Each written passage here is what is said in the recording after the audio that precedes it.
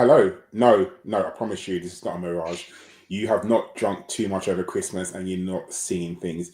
We are actually live. Yes, we've decided to do a weekly podcast.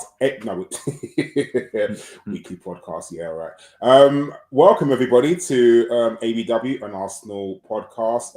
I am Karl. You know me. Happy New Year, everyone. I don't know when the cutoff date to stop saying that is, because when I went to work, people kept saying that, and it's just like, all right, cool, yeah, but just fuck off in it. And all right, cool, Happy New Year, but I'm going to stop saying it soon. So, yes. I have a merry band of men today. Well, I say men. Some of them are boys, and some of them are gods. I will start with the person who has to be here, the button monkey himself, Daniel. Happy New Year, Daniel. I'm not saying it after January the 2nd. At least you didn't say Merry New Year. That's what annoys me. I don't know what that means. It's good to be back, Karl. I've had people ask me, why aren't we doing the pods anymore? I just got fed up with doing everything and the amount of hours I've put into it, and people don't watch anymore because we don't shout and scream at each other. We don't all want Arteta shot at dawn. Fire the gun and shoot him. How can you say that and not get in trouble? And then poor old boy. And so don't worry, people. We just you just get to a point sometimes where you just think, oh, for God's sake. But if you saw our WhatsApp group, we're all still happy and jolly and all chit-chatting in there all day, every day. So, it's nice to do a pod because I haven't spoken to you gentlemen for, was it just over 2 months? Not much has happened, has it, Karl? Nah, not so much in the world. Josh, how are you? No introduction. What the fuck? Merry New Year to you, Karl. And Merry New Year to all of our listeners. How was the festive hollybobs? It was pretty good. Yeah, pretty sufficient. Can't complain too much. I'm sure we'll talk off air about everything that happened to me during that time because it's more exciting than anything we're going to podcast about, and no one wants to know about my personal life. Well, I'm sure there's someone out there who wants to. Yeah, maybe. And introducing the richest man that I know, and that everybody else knows, Femi. How are you? How are you heating that mansion in this cold weather, Femi? Do you like the servants' quarters? I'm assuming don't get any heat. Like you just leave them to freeze, and you heat the rest of the mansion. Oh, so funny.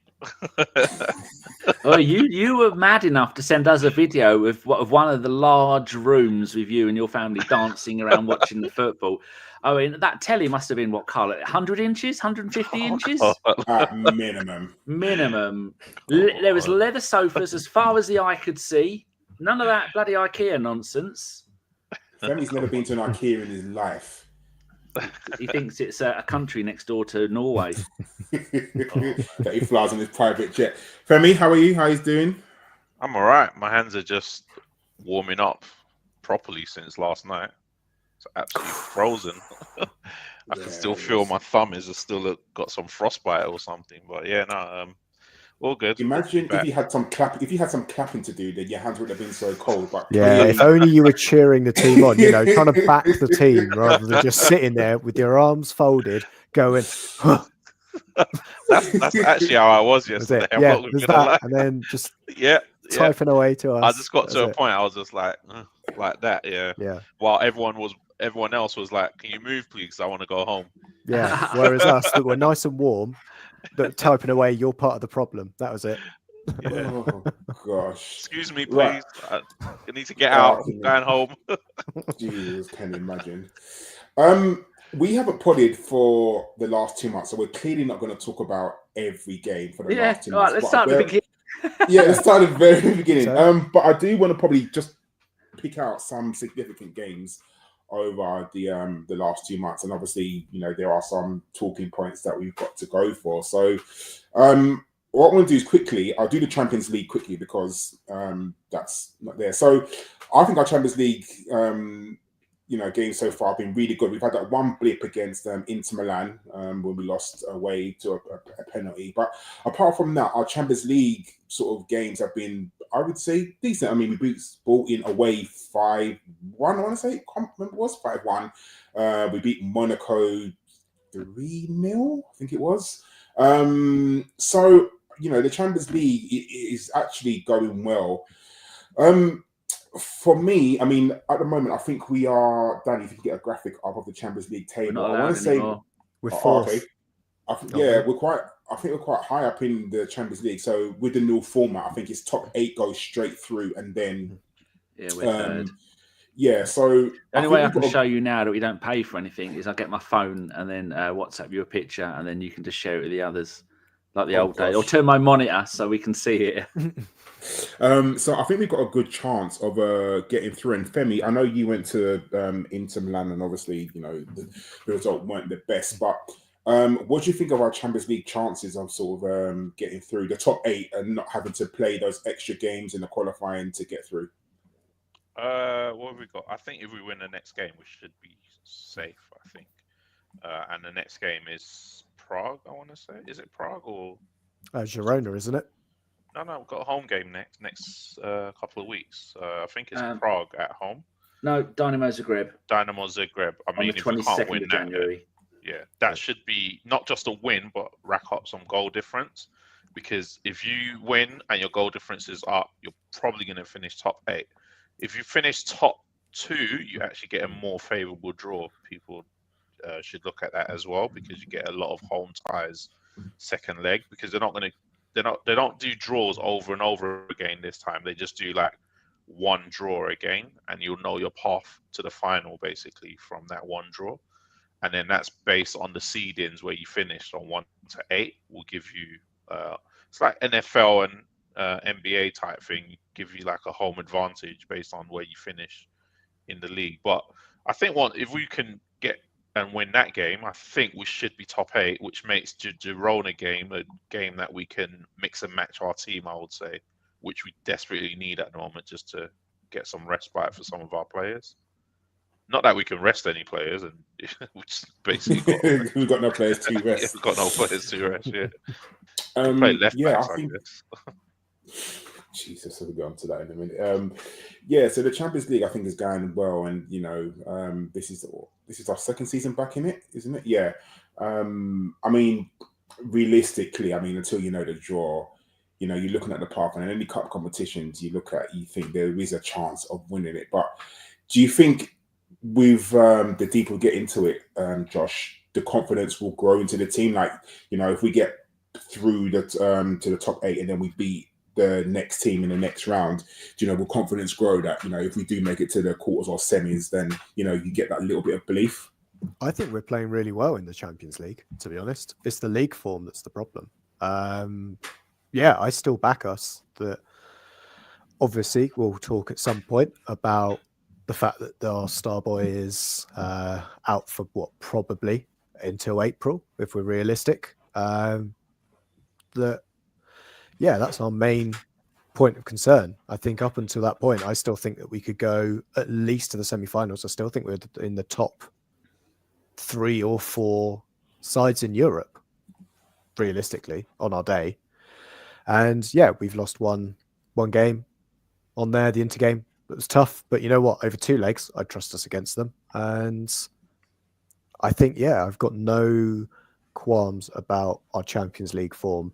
The bigger issue, I think, is in the league, and anything we do to redress our league form will just flow into the Champions League at that point. I think the style of football that we play at the moment is far more suited to Champions League games than it is for Premier League, and you can see that. You can see that we've been bullied in the last 2 games. One for 90 minutes and one for 45. Basically, the last 135 minutes of football that we've played, we have been bullied by physical English, quote unquote, teams.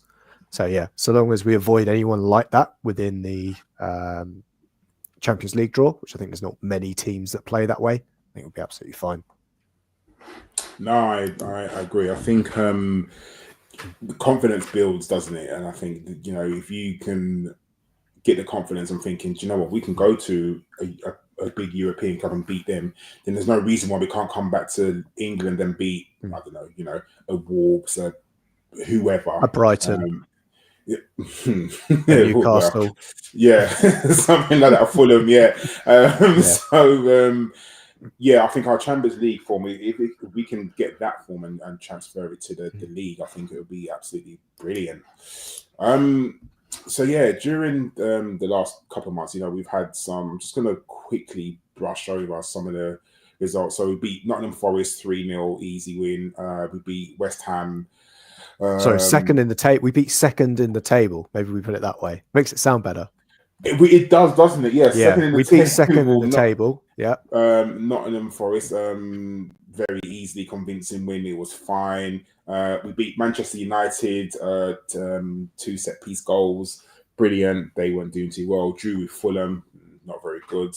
We drew with Everton, beat Crystal Palace 5-1 away, and then we beat Brentford at home. So beat Brentford away, which their home form was absolutely, marvelous.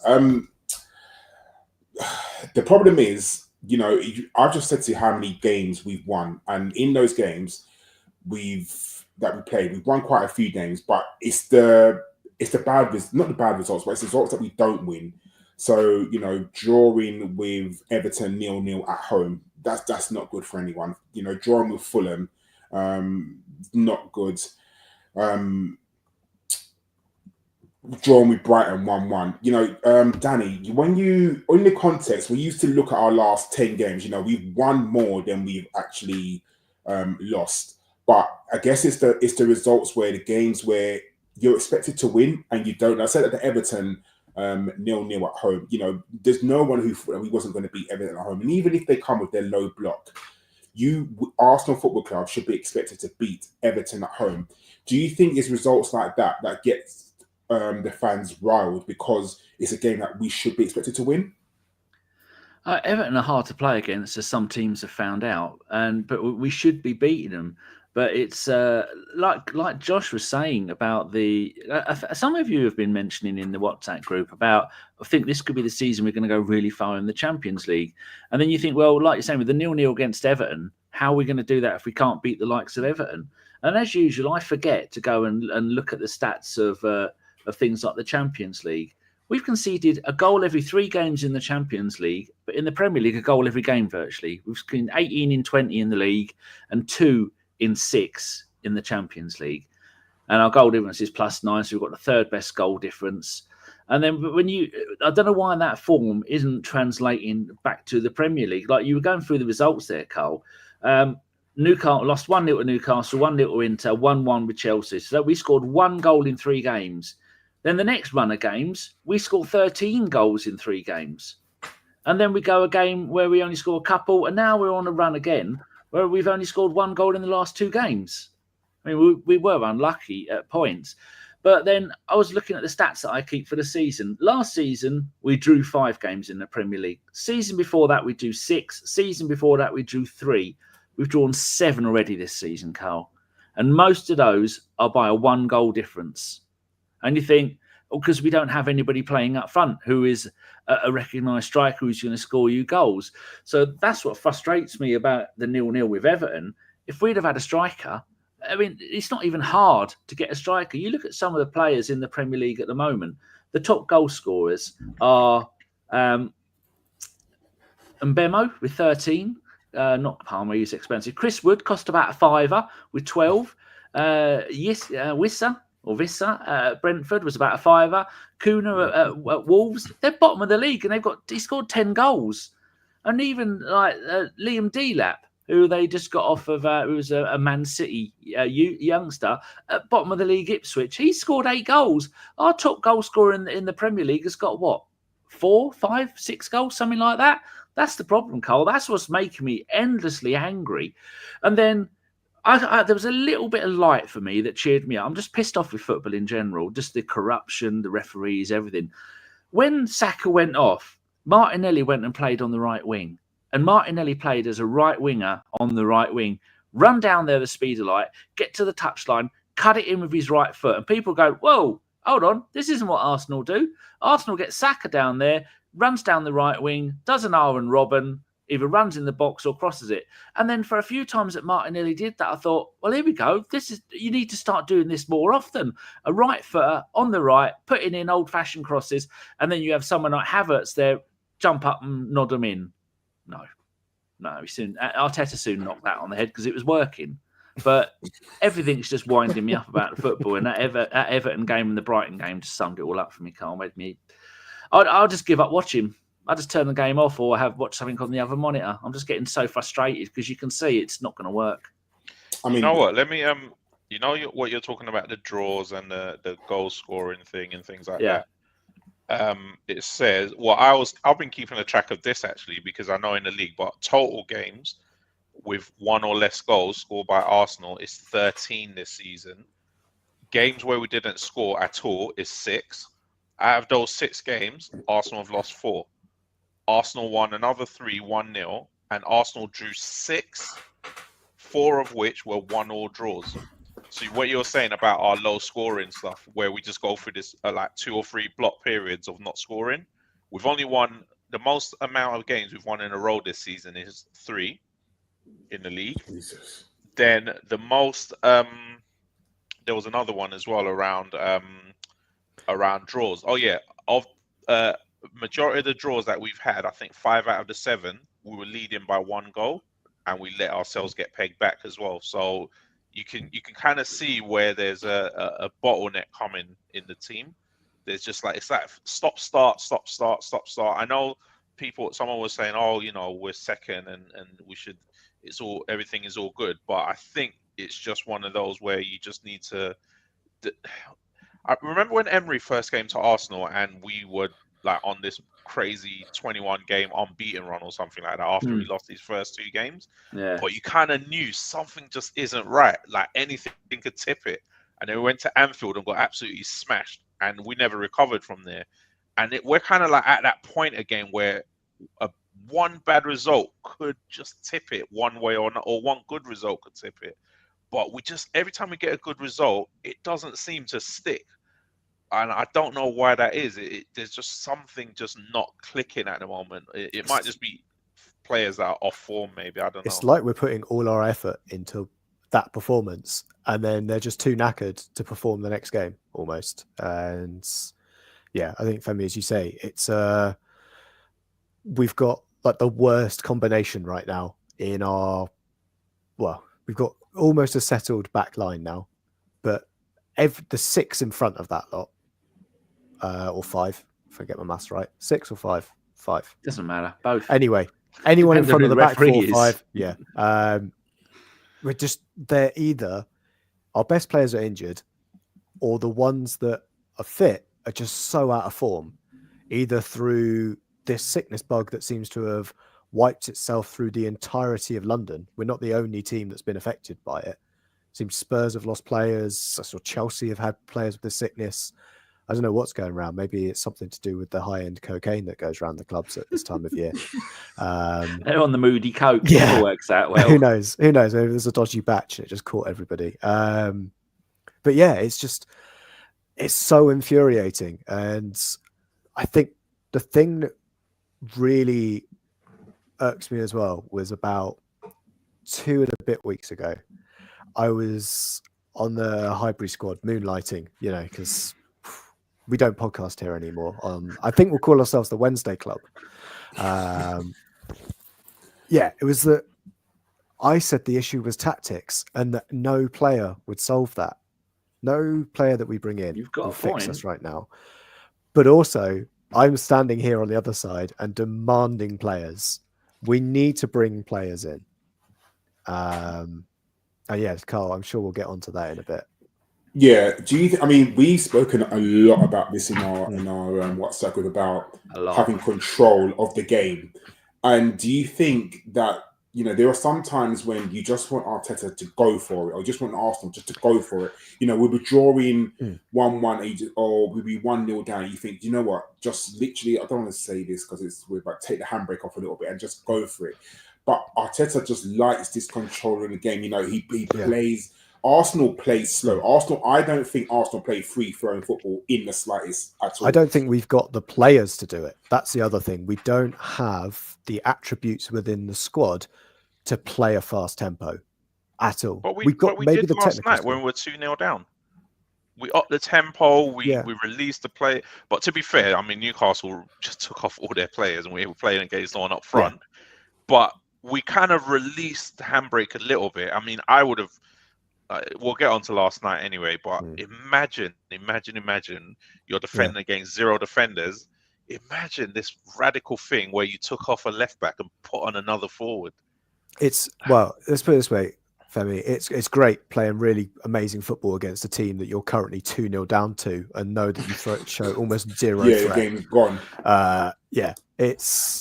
It's another thing doing that from the off, and actually dominating the side. I don't think Newcastle still feared conceding based on the chances we were creating. When did Arteta change?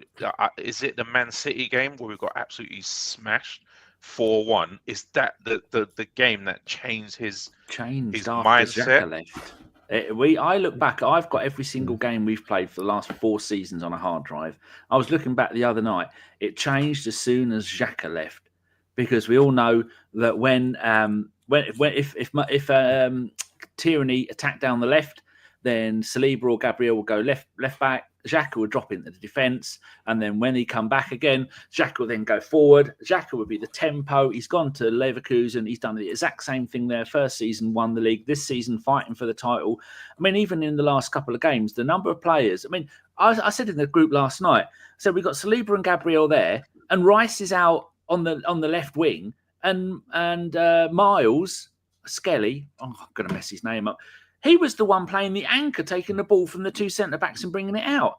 I mean, that's the role that Partey was doing. That's the role that Rice has done. That's the role that Jorginho has done. He hasn't got a player in that position. As great as Partey has been this season, and like we've said, he's been one of our best players, that it's that position for me. We want a Xhaka who is going to get the ball from the defence, spray it around the midfield, and then kill anybody who tries to attack us. We haven't got that. And ever since Xhaka went, the football we were playing 3 seasons ago, Karl, was absolutely beautiful. That season, Martinelli scored 15 Premier League goals.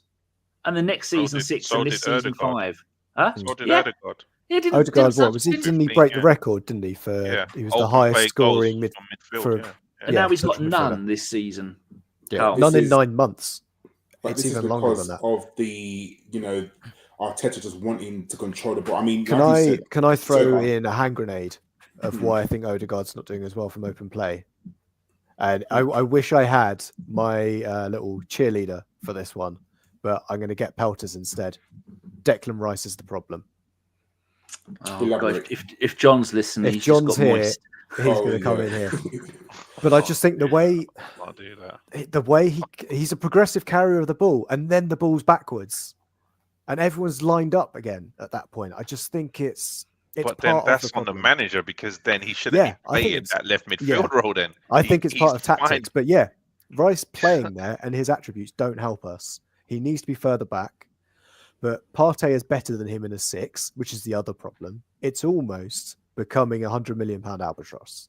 Almost. I just don't see that. I just don't agree. If we get rid of Partey, if Partey goes and Rice can go back in the 6, and improves, because I don't think he's good enough. He's certainly not world class, should we say, for what we need as a 6, as a single pivot player. So do you think that because of the control, Arteta wants possession, so these players are so scared of losing possession that because when Rice gets the ball, the only thing he can do is play it backwards. He hasn't got that. Rice couldn't play a forward pass to save his fucking life. I don't. Unless it's a clearance. I must be watching a different game to you guys. Are you watching? Have you ever seen Rice play in a lovely silky through ball that a midfielder should be? No, I get he doesn't play decisive, pinpoint, line splitting balls, but I mean, hardly any of our players do that. And then also, for me, I would just say, look, you paid £100 million for a guy who was a 6. I'm sorry, put him at 6 and put progressive players in front of him. If you're going to put Rice at 6 and then put Marino and an out of form Odegaard in front of him, there's going to be problems. Then your left back that you're asking to come in, is not Zinchenko anymore. As good as Miles is a dribbler. He's a proper midfielder that's playing left back. You don't have that Zinchenko effect anymore, who basically would come in and do what a progressive midfielder can do. Then why can't you just play? If you're going to play inverted fullbacks, Why can't you play 2 attacking midfielders? I agree. I completely agree. We all with you, Femi. say Because he'd rather play Saliba Partey, and Jorginho, Gabriel. and Rice. But why would you? I mean, why that midfield Yeah. against Brentford, not Brentford, Brighton was.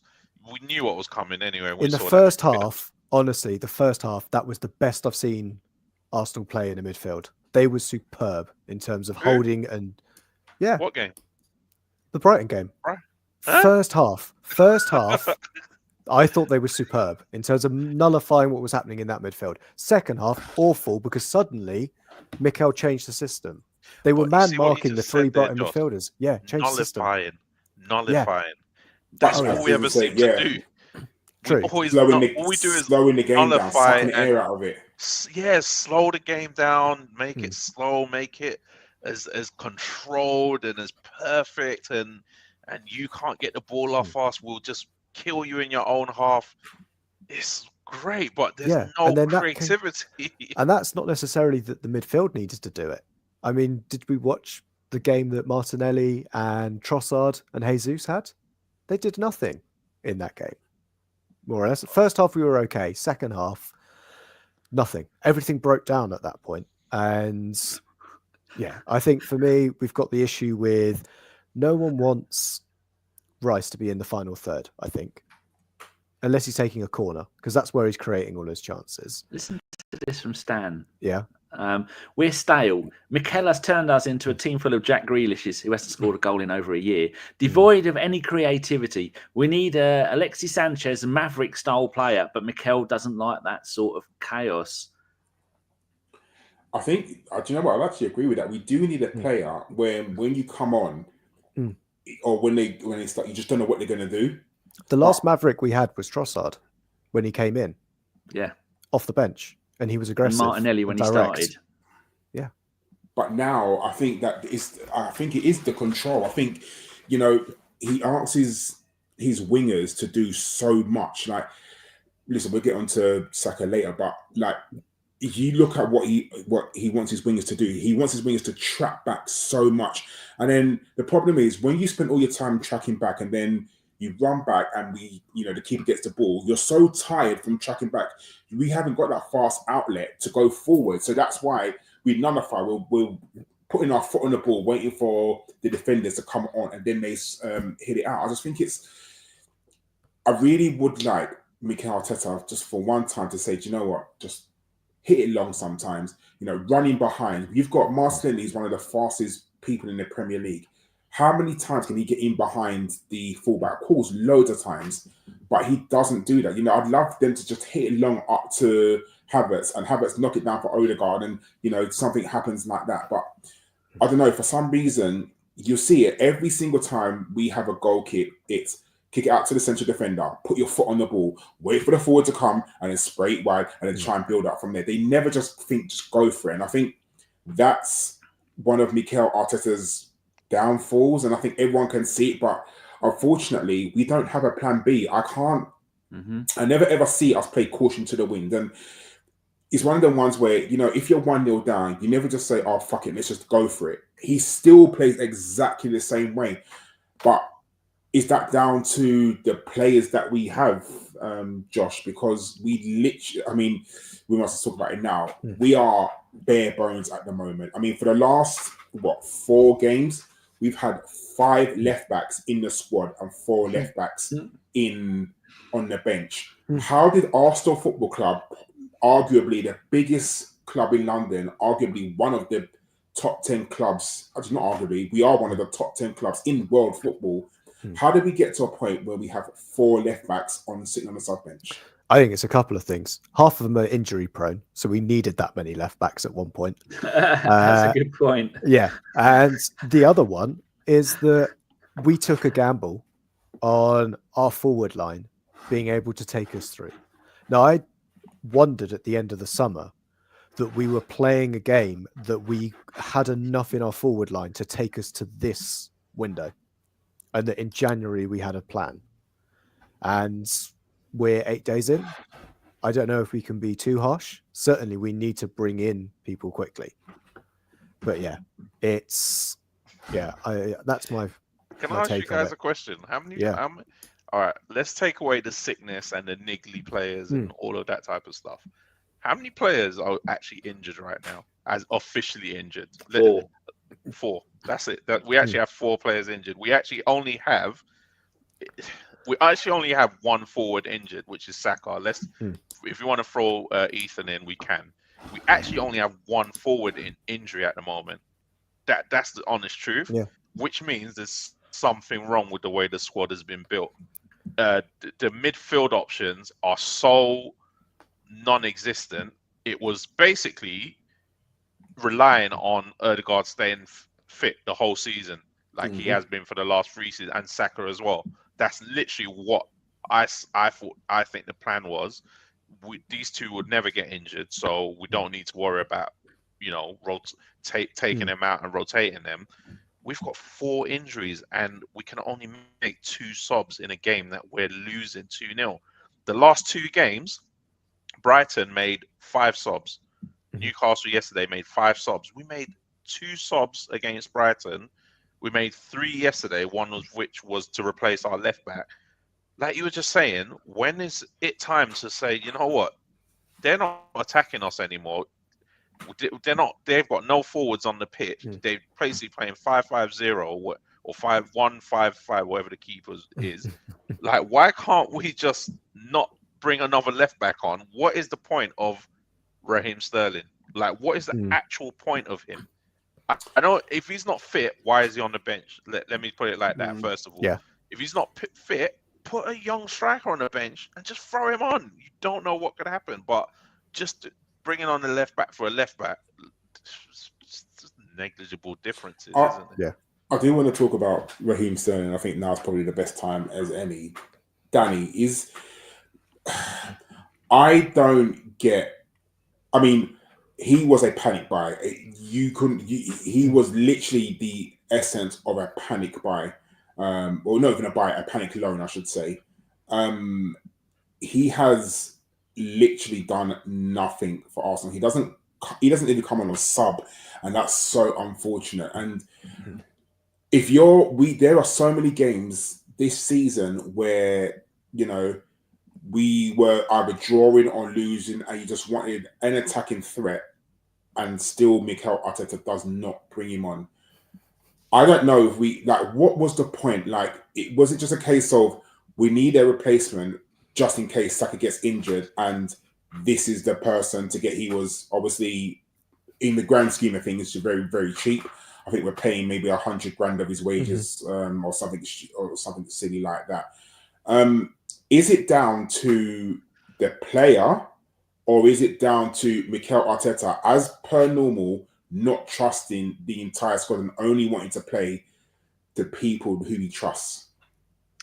Looking at his stats, in the Premier League, he played 10 minutes for Spurs, then on the bench, 16 minutes for Leicester, 60 minutes for Southampton, and then 37 minutes for Bournemouth. Each of those times he played in a different position. Bench, not in squad. 7 minutes and an assist against Forest. 16 minutes against West Ham. Bench.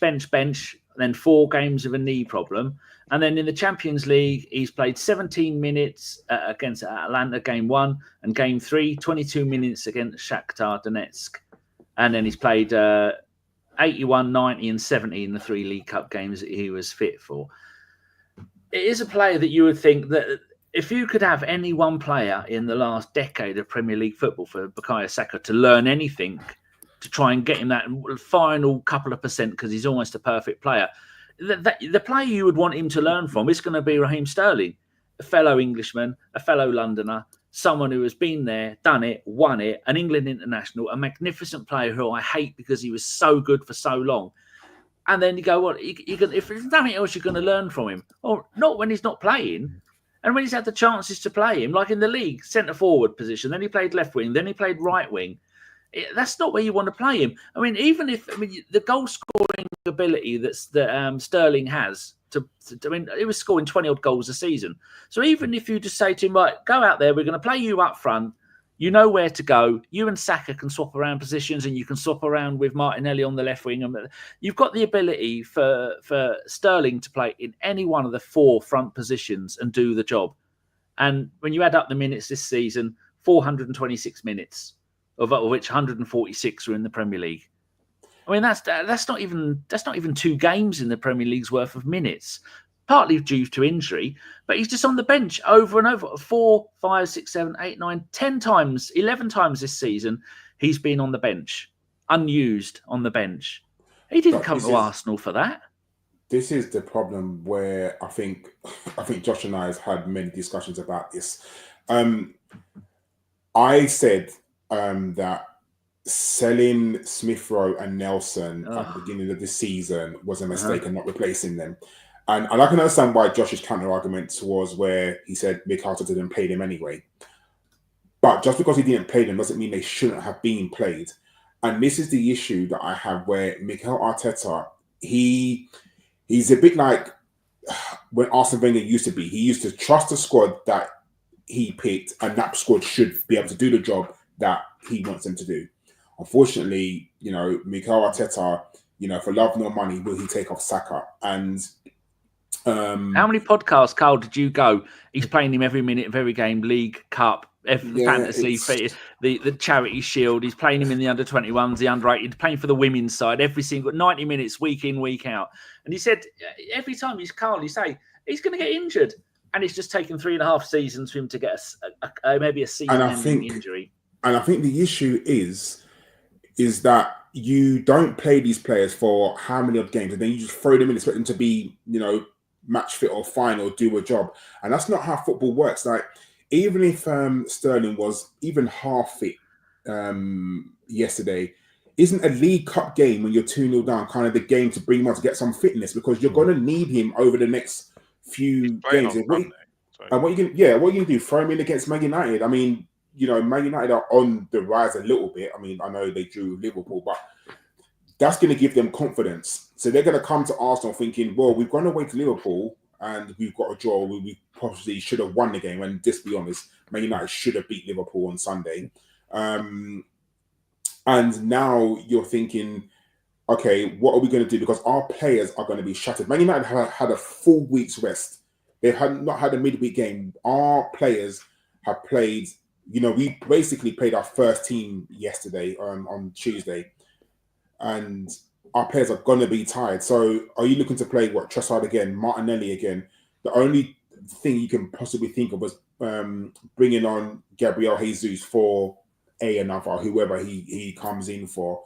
Man United full week's rest. And because they've had that and they've got a little resurgence, they need a flipping trophy this season, or they need to go through a cup competition. So they're going to try their hardest against us, which I can't blame them. I think that Mikel Arteta not playing Sterling, it could be a combination of a lot of things. It could be an attitude problem, which you'll never ever hear come out of the club. You'll never hear that, if it is an attitude problem, you'll never hear that. You'll never ever hear that. He'll keep it quiet. But I just think he's not the same player. He's not the player Mikel thought he was getting. That's it. It was a gamble of a factor, isn't it? Done by 30. I don't even think Mikel was fully on board with it. I think it was a case we can get you a forward in. You've worked with him before. It's going to be $100,000 a week, which is fuck all. Yeah. It's what Reece Nelson was getting paid. But we're getting, in theory, a higher quality player. Yeah. I wouldn't be surprised if that was the case, which is, look, this is the options that it's him or nothing. Yeah, it's him or nothing. It's the same thing with that goalkeeper that we signed, who's cup-tied, who hasn't. Viviano.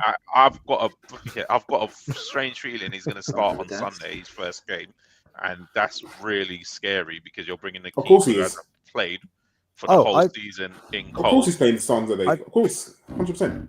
I would play him Sunday, and I would ensure we get knocked out of the FA Cup. No, we can't do this anymore. Oh, sorry. Do we need more games? Do we need more games this season? We can't do this anymore. We can't keep getting knocked out of cups. We have to do something. Yeah, we'll continue in the Champions League. It'll be fine. No, we're not. But there's no way. But then, as soon as we get knocked out of the Champions League, there's going to be even more uproar because you got yourself knocked out of the FA Cup. That's all right. We'll be top of the league by then. Every season because we're top not of the building. League. We're top not of the league, it's building fine. a good enough squad. You're getting cyberbullied here, Fem.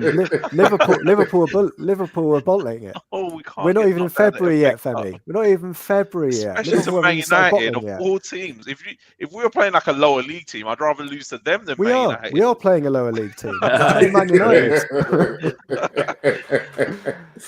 Yeah. Oh, we can't get knocked out of the FA I Cup, would put. seriously. Well, let's put it this way: we're going to have to lose one of our cup games. It's either going to be Newcastle away or it's going to be Man United at home. No, Because we've we already can't the push either of Newcastle those. game's already in the diary, so we have to play that game anyway. And then the League Cup is one game, so the final. Let's just go and try and win everything. The game's not over at Newcastle. We dominate. Yeah, exactly. So I put all my eggs into that. Sterling, I said is one of the. Why I said he's one of the worst signings now is because, put it like this, because we got him on loan and we did a stupid loan deal that we don't have a break clause in. We now can't loan another player in January that could actually help us. Maybe we can loan someone. Yeah, from the Premier League. Yeah, we can't loan anyone because we've got Sterling and a keeper that doesn't play. So we're kind of a little bit stuck now. How many loans are we allowed then? 2 from the Premier League. And we've used them both on players that don't play. That's true. When we're looking at a Spanish goalkeeper, surprise. 25 million. Yeah. I don't sit on the bench. I don't think that's going to happen. We've got to stop signing goalkeepers at some point. You can see that there's no pressure on Raya, can't you? I mean, he's been having a nightmare recently because no one even knows what Neto looks like. The thing I did see someone suggest that we should sign Neto on like a cheap deal, which then frees up a loan spot for us. But then the Swiss Ramble guy did a big thing yesterday, and I saw I was listening to Talk Sport as well. They had a finance expert on, and he said the 3 teams with no PSR issues are Tottenham, Man City, and Arsenal, but they don't want to tell the fans that because they can keep charging them stupid prices for tickets, basically.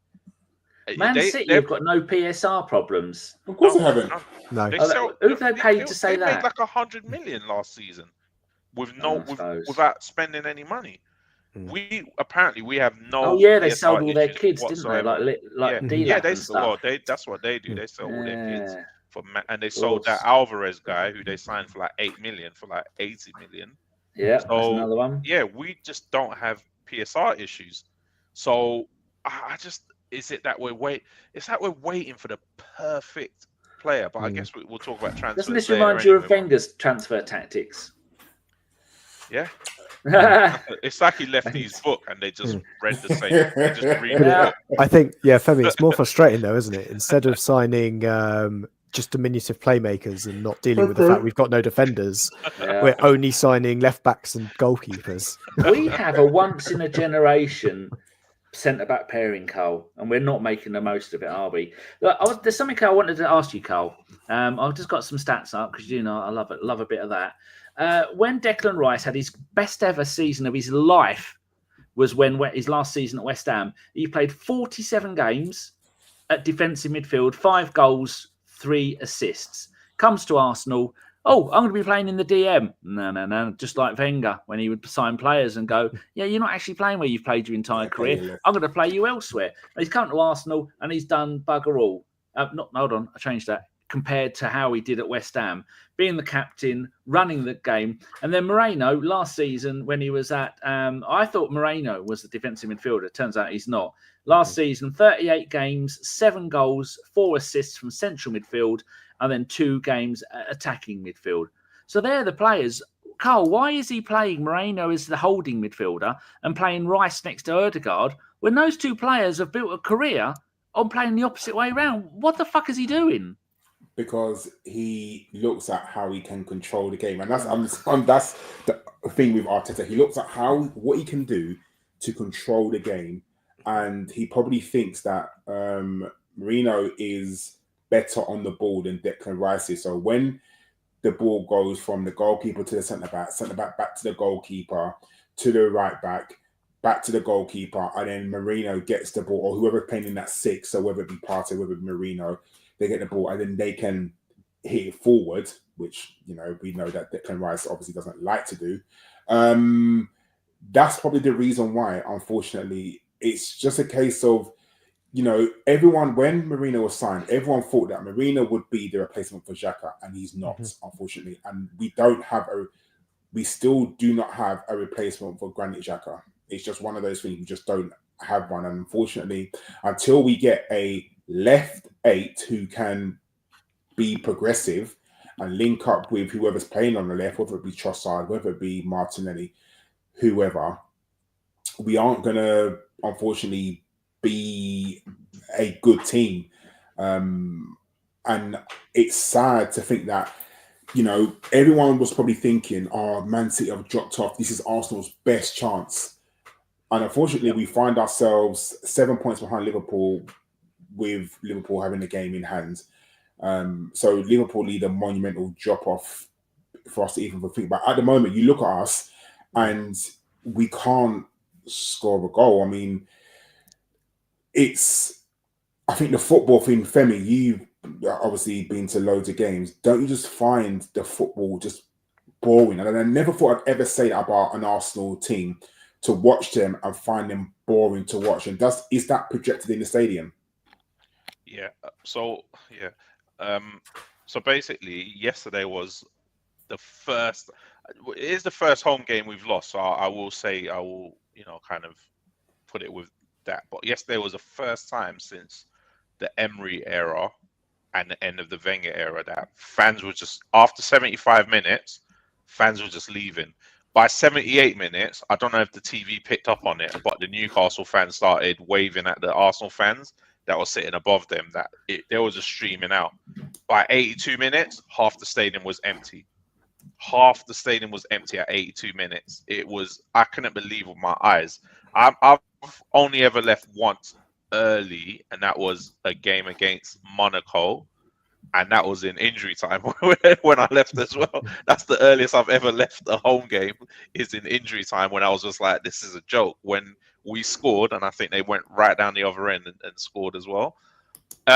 So yeah, that's something that I would say is is that the fans just, I don't know, there was just something just wasn't right yesterday about the atmosphere. Maybe it was the fact that Newcastle took up the whole of the clock end as well, and they were just absolutely just so loud, and we just was so quiet.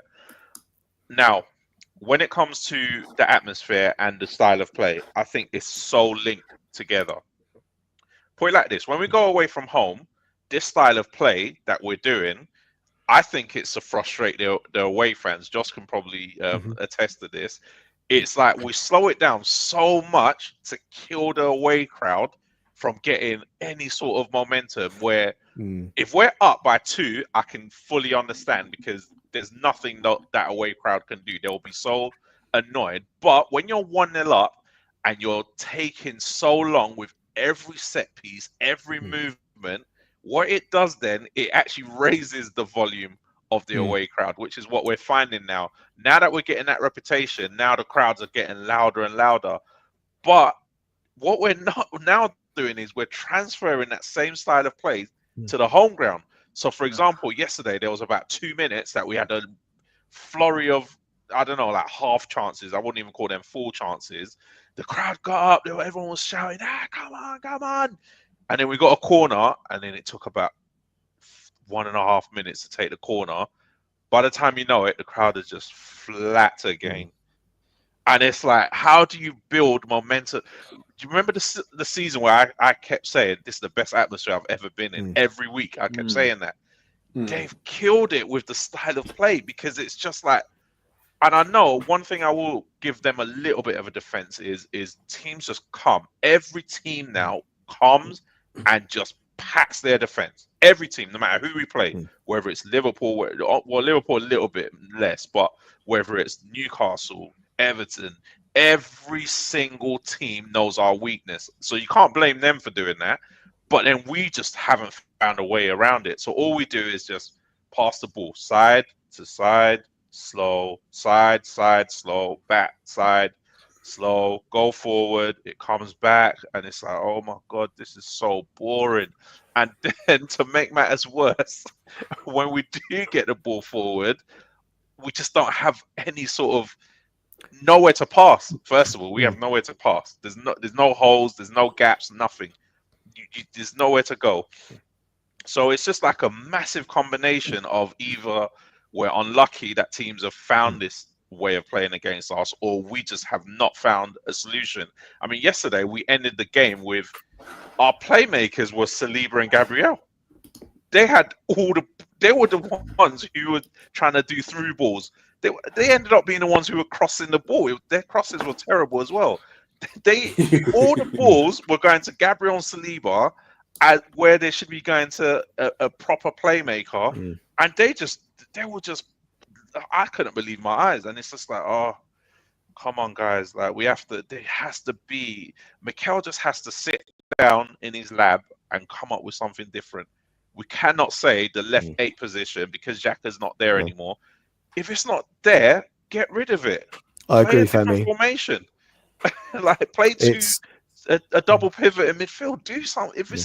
If that position doesn't work for anyone but Xhaka, stop trying to force everyone into there. Havertz hasn't worked. Been 3 seasons, right? Yeah, 3 Marino's not Xhaka. worked. It's 2 seasons now. He actually only left last season. Yeah. Marino hasn't worked. Havertz hasn't worked. You're saying Rice hasn't worked. Maybe it's just not going to work for anyone in that position. Just either change the way it's played or change the formation. You've got enough. You've got a load of midfielders who are like, bots to bots sort of double pivot type midfielders. Play them as a double pivot. Move Ødegaard to a 10. Maybe that will unlock something for him. Maybe it will give the other team something to think about. Just do something. I don't know. But yeah, Femi, I completely agree in terms of we're missing that dynamic player. It was Saka, right? He was the only player that would get you off your seat. When he's dribbling with it. I don't think Martinelli used to do it, right? But for what, 2-3 seasons? When was the last time? Just remember, I said a while ago, he went to play for Brazil, maybe last summer, and he went, this is the most I've enjoyed football in the last couple of years because I have the freedom to do what I want down the left wing. He's not allowed to do it anymore. But I think watching Martinelli in the Brighton game, I haven't seen him in the flesh for a while for obvious reasons. He was awful. He is not the same player at all. No. I think we saw glimpses in the Newcastle game where he looked a lot better, when he could get on the shoulder of that last man. But I still don't trust him to beat a fullback when he gets the ball. And that's the thing that gets the crowd up. As soon as you go, right, our dynamic player who we know can take a man on and will at least gain ground for us, that's exciting, especially when it comes with a forward pass. Or a decent cross into the box. It's why you love Kieran Tierney. Because you get the ball, you knew something was going to happen. He was our best player for a season and a half, our left back. Yeah. And that's what I think it is that we're missing that dynamic player, and Saka being injured hasn't helped. Thought maybe Raheem Sterling would help that. We've seen from the way he has previously played.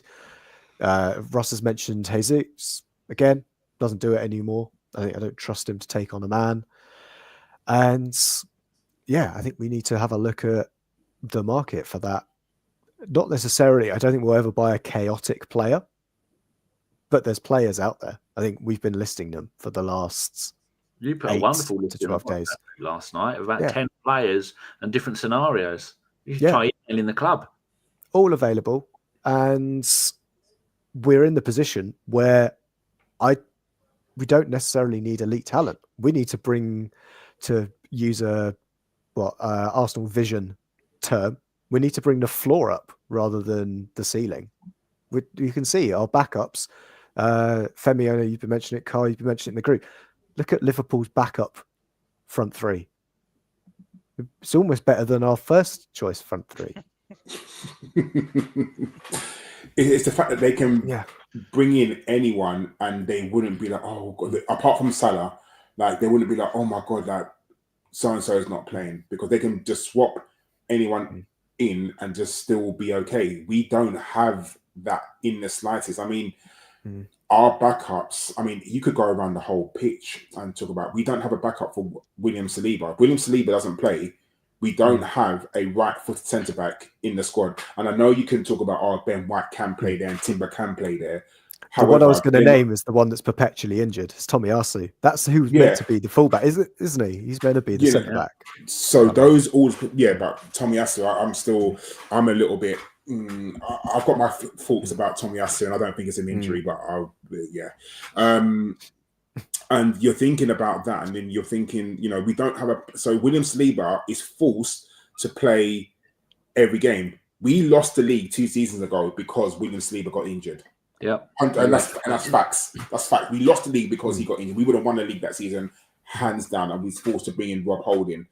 We let go. We let go of Rob Holding, and we still don't have a replacement for William Saliba. So William Saliba now gets an injury, and you're forced to have Kivior at centre back. So Kivior and Gabriel at centre back. That's going to be your centre back parents if William Saliba gets injured.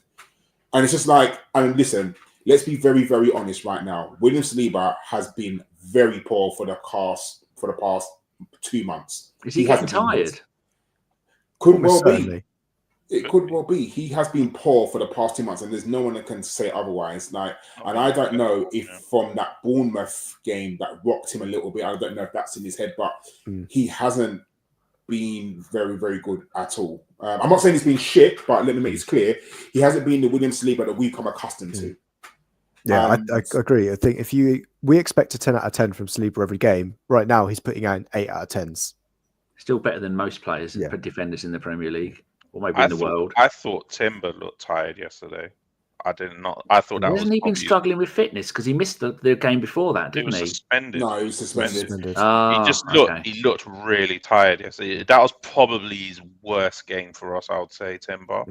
I know Gordon's a hard player to play against, but it's probably his worst game. He was. But then again, we don't have. Ben White is out, and I understand that Ben White's injured, and I think Arteta said in a press conference a while ago they'd be back by the end of the month, maybe. So, we live in hope, but I just think that the replacements that we have are just not good, apart from left back. We don't have a replacement for almost, the only person you can think of having a replacement for, if you look at our 11, is Martinelli for Trossard or Trossard for Martinelli. That's a direct replacement for the left wing spot. But I would change the centre backs on Sunday, by the way. And yesterday I don't know if Calafiori just came back from an injury, but I would play him at centre back for one of the games at least, just to now start bedding him in there sometimes. Just because I just don't think Gabriel and Saliba can play 9 games in a row this month every 3 days. Or unless you rest them in the Champions League games and take that risk, I don't know. That might be an option if you don't want to rest them against United. But as soon as we play United, we've got Tottenham like 3 days after. So it's not. We also know, as we're in a transfer window, Kivior's getting ready with that envelope to put in another transfer request, as he does every single window. Because I think it's really frustrating, and I think, Karl, you mentioned one thing that you say the position we think we've got backup in is left wing, but I think they're both backups. That's what I think. 100%. Yeah. 100%. Number 6 is probably the other position where we've got too much talent in our number 6 in terms of, we've got 3 players that can play there, maybe 4. It's too many at that point. And we're missing that attacking spark. I would be going all out for a left winger that I think is better than what we've got and could be backup if we can find elite talent in the summer. And we're going to move on those left wingers anyway. We have to move on almost most of the forward line and rebuild it. And you can't do that in a single transfer window. It's mental to do that. So you'd have to use this transfer window then, wouldn't you? Yeah, because we've got a lot to address in the summer again. Yeah. When you start finished with all that Deadwood bullshit, and we're back to that point again. We're back to it again, and I don't even know if it's even Deadwood this time. It's just a natural ill-fitting pieces. It's just a natural cycle of players coming to an end of their cycles. Zinchenko's, your Jorginho, your Parties, your Tierney, as I can see there, Kivior probably. Tomiyasu, if you can get rid of him, that's a lot of play. I Tierney's just don't off see back all off the those players Celtic. leaving. I guarantee you, some of these players that we think are leaving because you just can't do. I said All we're that, three. yeah. I think we're 3 players short right now. Even Mm. Arteta said that. He said we're short. We knew going into the season we're short. Left wing striker and what else? Yeah, left wing strike, right wing striker, and an attacking midfielder, a dynamic midfielder. Because we let go of 2 and we didn't replace them. Do you not think it would help if players knew where they were going to play? Rice one week, DM next week next to Ødegaard, and then you got Havertz. You're up front a little bit this week. Oh, next game you're playing next to Ødegaard. Oh, next game you're having to drop deeper. It's But just the thing must is, be when our infuriating. players were in form, that was a plus point that we used to praise Arteta. It's just that everyone just seems to be out of form at the same time, especially the forwards. It's like none of them are just. We just don't have a player that hits a hot streak like Isaac and Gordon have hit for Newcastle. I've never seen a player hit a hot streak like that before. What about Josh Murphy as well? Yeah, and Murphy. Or Jacob Murphy, whichever Jacob one Murphy, it is. yeah, Whichever one it is. Yeah, 3 of them. They just hit form. Yeah. And Tonali and Bruno G. Like, they just hit form all at the same time, especially Isaac. Like, that's crazy. We've never had a player that's a striker. That's maybe Jesus when he was first came hit that kind of form, hot streak for us. Never saw it again. Never saw it again since that knee injury. But if you get one player or 2 players that can hit a hot streak of form, that could generate something else between everyone else. But we just seem to have everyone is just gone on a cold streak of form at the same time. It's crazy. Trossard his form's dropped off the mountain. He's totally gone. He doesn't even look like a player right now. Don't start Josh on Trossard. Well, how long did Arshavin last before he fell off a cliff? Well, you had to have the loan at the end of the falling off a cliff, and then we let go him on a free thing. So be back to Brighton on a free next summer. Even with all those players that you named, or the positions that you named, you still haven't like centre back. We only have 2 centre backs. We have a load of players that can play centre back. If you play, you could say Kivior's a centre back. Yeah, Calafiori's a centre back. He didn't play left. He played twice at left back for Bologna, but was playing a left centre back in a 3. But that's left centre back. We don't have a direct. Like I know it's like right foot, left foot. What it is. If you can play, they can play there. But then that's probably his thinking was if I've got Timber and Ben White, then one of those will be cover for right centre back. That's probably what the build up of the squad was looking at. So a lot of the build up of the squad was like best case scenario type things. It's like if everything Timber start the season at centre back. He played the preseason at centre back, and Ben Wright played right back. And then it's like look, if everything goes according to plan, we should be all right here until, like you said, January. So what we'll do is, it's going all right. But my problem was, so things start going wrong where you see, there's a problem here, which is we're having to rely on the same group of players. So we're picking up injuries in specific positions. Like, I know the Edu thing must have been like a slap in the face to a lot of people in the club. But when was that? Like end of October, maybe? I can't remember. You've had how many months to plan? And I don't like using Tottenham as an example, but Tottenham knew, we've got a problem with this Vicario guy, and we've got this crap goalkeeper, Ben Foster. Well, not Ben Foster. Fraser Foster. So we need a goalkeeper. So they bought a goalkeeper who's starting tonight. They said, we've got a problem up front. We need a striker. They're now saying they're going to sign Colomuani before the weekend. So you you've got an issue. What have you done to address it? That's what my question is. Are you addressing it, or are you just gonna that's why I've come to think they're just gonna wait till the summer. It is the question about possibly this goes above Arteta as well, and I do understand why there are people saying Arteta is the problem, but the person that should be holding him to account is what now on gardening leave or is helping out before he goes to the Nottingham Forest group in Edu. And that has gone from being a case of we're going to get one of the best in the world. We were linked with PSG guy, Campos. We were linked with the guy at Sociedad because he knows Mikel. Wasn't he the one we tried to get before Edu? Potentially. Who was that one? No, we tried to get what's his face, Monchi, didn't we? He's now at Villa with Emery. Oh, is he? Yeah, that's where he's ended up because we had Emery at the time, and then now it's Thomas Rosicky, and I mean I love Thomas Rosicky, but has the work he's done in Sparta Prague been enough to justify, as we just mentioned, one of the biggest clubs in Europe? I can't see it. I think it's a boys' club. I think, he's friends with Mikel, and you need someone who you can be someone to hold you at account. And I was looking at, I think I saw on Twitter that the biggest deal that Rosicky has brokered has been a £4 million deal. Now, how is he going to go and broker a £60 million deal, an £80 million deal, £100 million deal for ex-player? Like, I just can't. I know everyone's got to start somewhere. I understand, but this is. I don't know if it's just a boys' club where Arteta. We should bring him Rosicky. He's one of my mates, and blah blah blah. And because unfortunately, I don't want to take it back to that about football, but it could be just be that. All right, we just get someone in because we need somebody. Yeah, I think it's the Boyton Dio puts perfectly. I don't necessarily mind who's coming in, but I just want them to hold Mikel to account.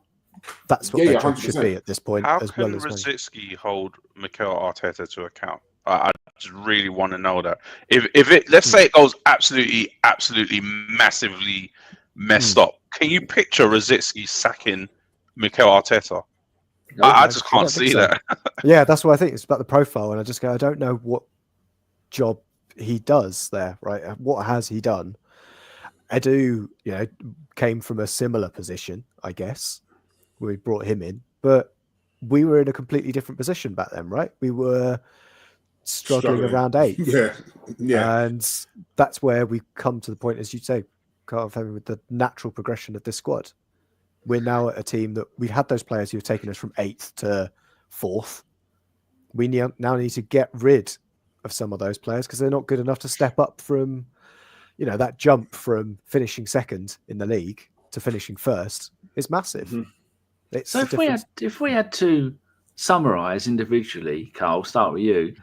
We're second in the league. We're in the semi-final of the League Cup. We're third in the Champions League group. What are we moaning about if we had to pinpoint it?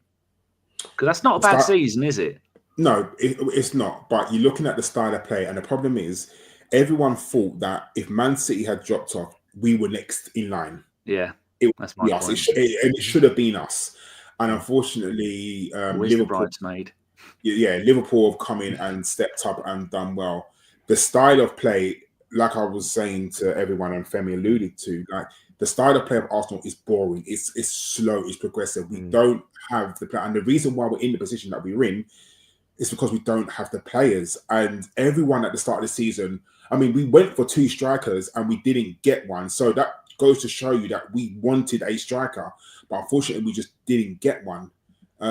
Everyone knew, I don't care, anyone who watches Arsenal knew that Saka could not play as many games as he was going to, and he was going to get injured. Everyone knew 5-0 up and he'll still be playing. Yeah, everyone knew it was going to happen, and it's come to that. Why did Mikel Arteta not see that it was going to happen at some point?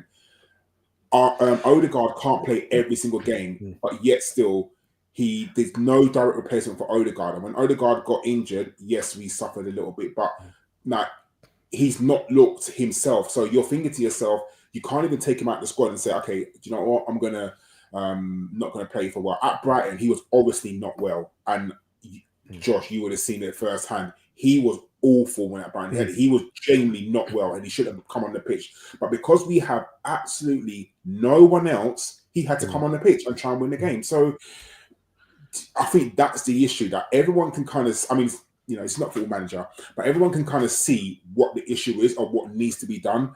it just seems at the moment, from a fan's point of view, that Arsenal are not doing what they should do.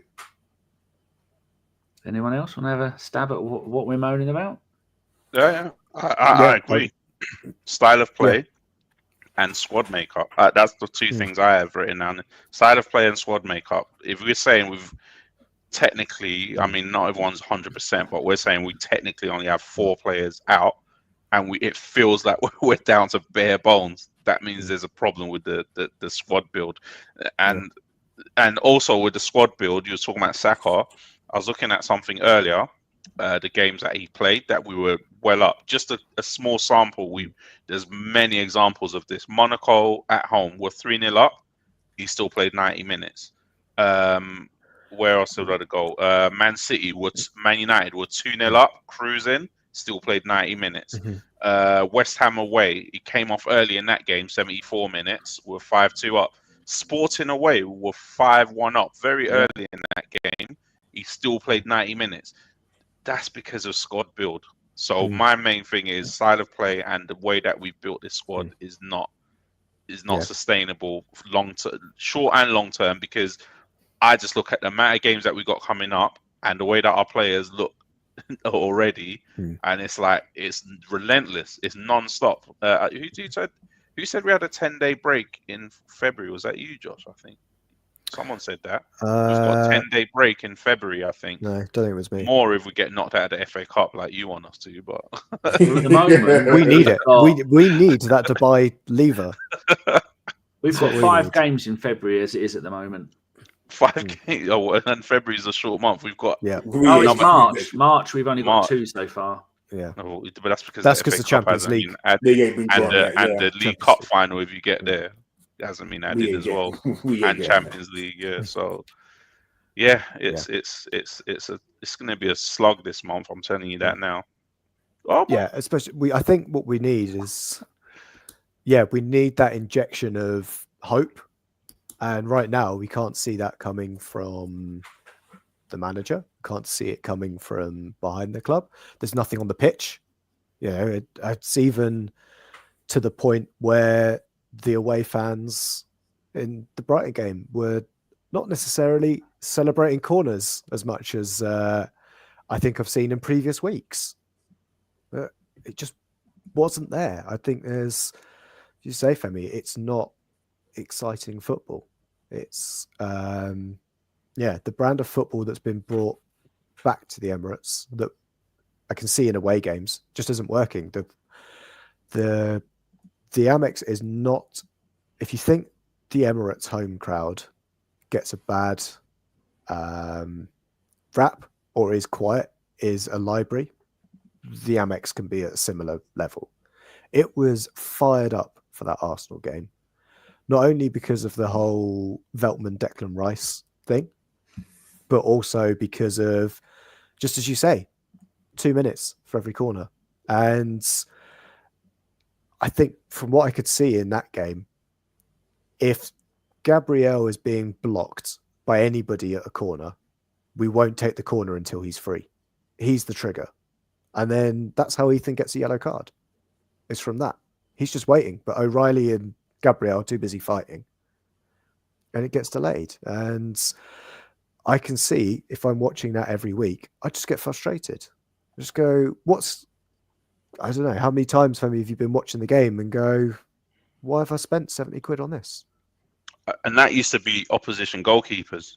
I used to come and I used to say, hold on a minute, how much time do we watch opposition goalkeepers taking goal kick? It's like, is this what we're spending? Is this what the league think the fans are spending their money for, to watch keep? And then last season, they were adding 13, 14 minutes. This season, we're back to 4 or 5 minutes. Like last night was an absolute joke, 5 minutes. Like I don't know where they got that from. But it's like, we've got 9 yellow cards for delaying the game this season. Unreal. The next team behind us have 3. But don't Arteta and that lot realise that time gets added on at the end of the game? So I think it's all about controlling tempo, isn't it? 100%, Josh. I think that's what it is. It's about controlling the game. They're going to play to our tempo. We're not going to rush anything. They're going to, and that's exactly what it is. And Arteta just doesn't know. At some point, he's got to be like, okay, guys, we've got to stop doing this. But he won't. He'll just carry on doing. And that's Can't go to. Imagine going to a ground like Anfield. I mean, Brighton was bad enough because it really riled up the crowd. Even though the crowd were quiet, it really did rile them up. Oh, imagine going to Anfield and doing that. You're just a game that you're killing in a different way, as in controlling the ball. If you keep taking long to take set pieces, it's just going to whip the crowd up more. So we just got to be a little bit careful with that. And especially the referees will, Anfield crowd, the referees they're on it the referees straight away. are on it straight away. They are already, 100%. And, and it just seems like you'd think that Arteta would say, do you know what, guys, okay, we've been booked for this, of course, so maybe we should quicken it up a bit. But not, he would still do exactly the same thing, get the ball. I wonder if he's scared. Because remember how we used to control it, and Anfield is a perfect example because I can think of that moment. Remember when the team was doing the perfect job? We were controlling the tempo, we were controlling the Anfield atmosphere, and then Mikel lost his rag with Klopp, and we lost the game. It was it. We had it. We were absolutely certain to win that game, and Mikel blew it. So I wonder now if he's gone too far the other way and overcompensated. I know he never wants to get anything up. But... Well, no, it's true because he doesn't get yellow cards on the touchline anymore. You notice that? No. And in interviews, he says nothing controversial anymore. He literally was. It's like he's been PR managed to the like they've told him, don't say anything negative, don't talk about the referees, don't say anything, don't get yellow cards. He's literally been the perfect angel, and it's now reflecting in his team the way that we played. That's exactly what he said. Do you think that he muted himself a lot? Do you think that Tim Lewis passed him the legal bill for when we sued the refs and won? And that's what it is. He doesn't want to go through that again after he called them a disgrace, and we managed to argue that the refs were a disgrace. No, he's very aware of his public image, Mikel Arteta. Like that, the stuff yesterday with the ball. I just think so people have blown it out of all proportion as well. Again, that's why he doesn't. That's why he says nothing controversial. Because when he says stuff, which was it was not even said in the way that it's been made out like it was said. It was like a passing comment. No, but they asked a question. It wasn't like he didn't bring it up. They asked him a question and he just commented on it. Exactly, and that's why he answers. He gives the most generic, bland answers to everything now. It's just amazing to watch. And he, on the touchline, he is policed by the fourth official, by the way. The fourth official follows him around the technical area. Femi, sorry. Yeah, you'd enjoy the Brighton game because you had Hertzler next to the fourth official as well. So imagine that. You got the most booked manager in history. The Arsenal bench was up a lot in that Brighton game, weren't they? Yeah. But it's weird. Some of our listeners, Karl, have put why they're annoyed. Shall I read them out? I've been saying them. Boy 10 says Sean's mum at the moment is in South Africa. That's why I've got her cat here. She saw edibles for sale, and I told her to post me as much as she can be bothered to. Don't think she's going to do it. We are moaning because the team has regressed on last season. We do not look good enough to win the Karabuki Cup and or the FA or the league. Dreaming of the league, really, we must be deluded. If you want to jump in on any of these, you lot just shout at me. Social joins. People are not happy because we have seen this movie already 5 years in a row. We know Mikel's flaws and where he will mess up. 5 years it's natural to want a refresh. Everything else refresh after 5 years. I think that's what Wenger once said. I agree with what Social was saying, but I think for now, I don't want to make the change at manager. I want to see what we make the change above that, because Edu was here for 6 years, and that was the natural time to replace. And that's why I've been saying I want someone who challenges Arteta, because that's what he needs, right? And that could either reinvigorate him or we get another manager. Formerly Noza says, just like Arsene Wenger did after we moved to the Emirates, everybody could see with one more player we could challenge the league, but he didn't. And in brackets, couldn't. Stan, who has been on fire today. The unrest comes from the feeling all too familiar. It's that, quote, here we go again, unquote, feeling of being the bridesmaid again. Barry Bryan has put, style of play is hard to watch, but was kind of the same last season till second half, though, as discussed, no sign of a Dubai revival like last season. Mr. Waffles, cheeky monkey, trust the process, fair enough. Petito, are you the Petito that's the nurse in New York? If that's you, I haven't seen you for ages. I hope you're well. I am trying to be patient with Arteta, but his squad management is giving me hypertension.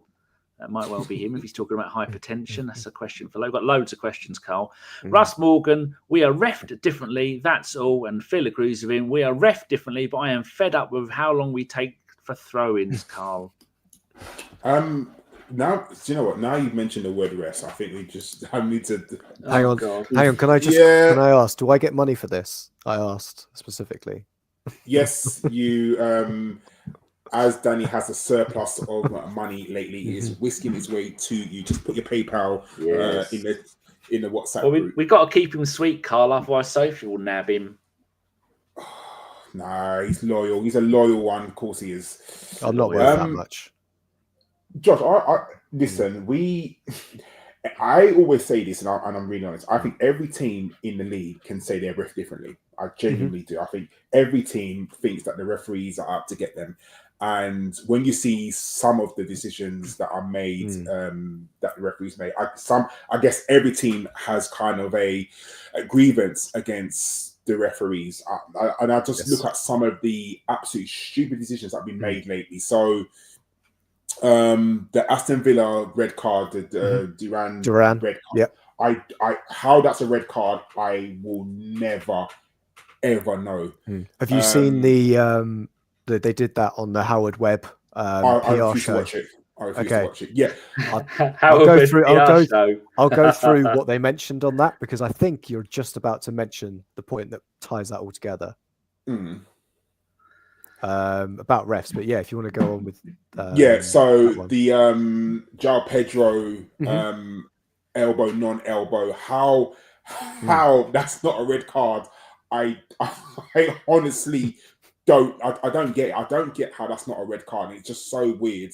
The even the handball for Man United or for Liverpool in the Man United, how is that? I don't understand how these people can get to a decision. And obviously the Saliba one, where again, I as a football fan, as someone like you and I, Josh, who've been watching football for years, like, you will never see a penalty given like that again, ever. It will never happen. So I guess you watched it. So give us the lowdown of what they said. I was there for at least two of those incidents in the ground. I think the reason why I thought with the Duran one, why it's really important is because, and if anybody knows, the referee who gave that incident was Anthony Taylor, the referee in the Brighton game for Brighton Arsenal, who also gave the Saliba João Pedro penalty. And the big thing that came up from the John Duran situation was VAR said, oh, yeah, it's probably a yellow card, nothing more. Anthony Taylor had already said, yeah, I didn't see it, but went, oh, well, he's clutching his, I think he says he's clutching between his legs. I'm going to give a red card, despite saying he's not seen it. He was too far away, and VAR has said we think it's only a yellow card. He's gone, I'm going to give a red card. Even though he said he hadn't seen it? Yes. He hadn't seen it properly. And then Anthony Taylor then, why do you think why they're probably pushing back this week and saying, oh, no, it's the right decision? Because didn't Mike Dean protect Anthony Taylor by saying, I didn't send him over to the monitor because he was having a hard day? He had a bad game, yeah. Yeah. And I think that's those two incidents. The really interesting one, if we go back to João Pedro elbow in the Brentford game, the only reason I think that went to VAR was because there was an extended injury break after that incident.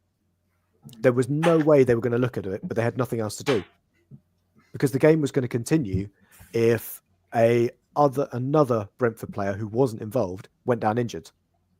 And they only then went to VAR about a minute, maybe 2 minutes after the player was down. They didn't want to go to VAR after that. It honestly felt like in the stadium, they were looking for something to do. because there was nothing else going on with the game. It was just a pure injury break. But it's So still, I have no idea what how the penalty incident in the Brighton game resulted in that. What I would say is I think, and hopefully most of the Arsenal fans or fellow Arsenal fans I've spoken to, Brighton were deserving of a goal in that second half. But the way they got that goal but was yeah, not in that was way, I not guess. way. Yeah. Because they were the better side. Absolutely. Like I said, I think every team in the land can sort of allude to refereeing decisions, and we've been on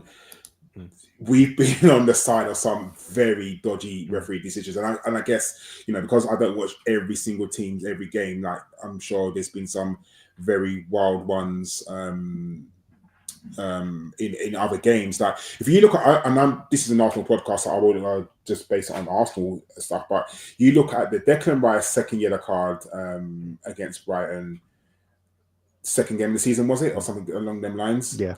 Kicking the ball away. Yeah, that was just ridiculous. And Then you look at Trossard. the Trossard one.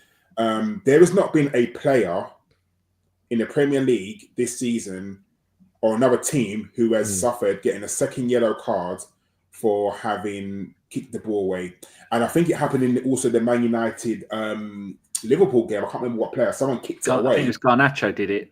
And everyone was like, "What the fuck?" And as normal, same the ref. referee just waved it on, and you're like, it is a double standard. So when you see things like that, it can't help you get amped up, like for looking at that, thinking, "Oh, Arsenal are refereed differently." Blah blah blah. Do I think there's a vendetta for Arsenal?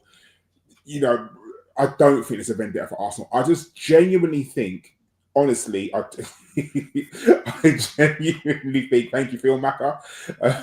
Phil, if you put 2, maybe 3 more zeros on the end of it, I'll leave the stream. I'm not saying for how long. No.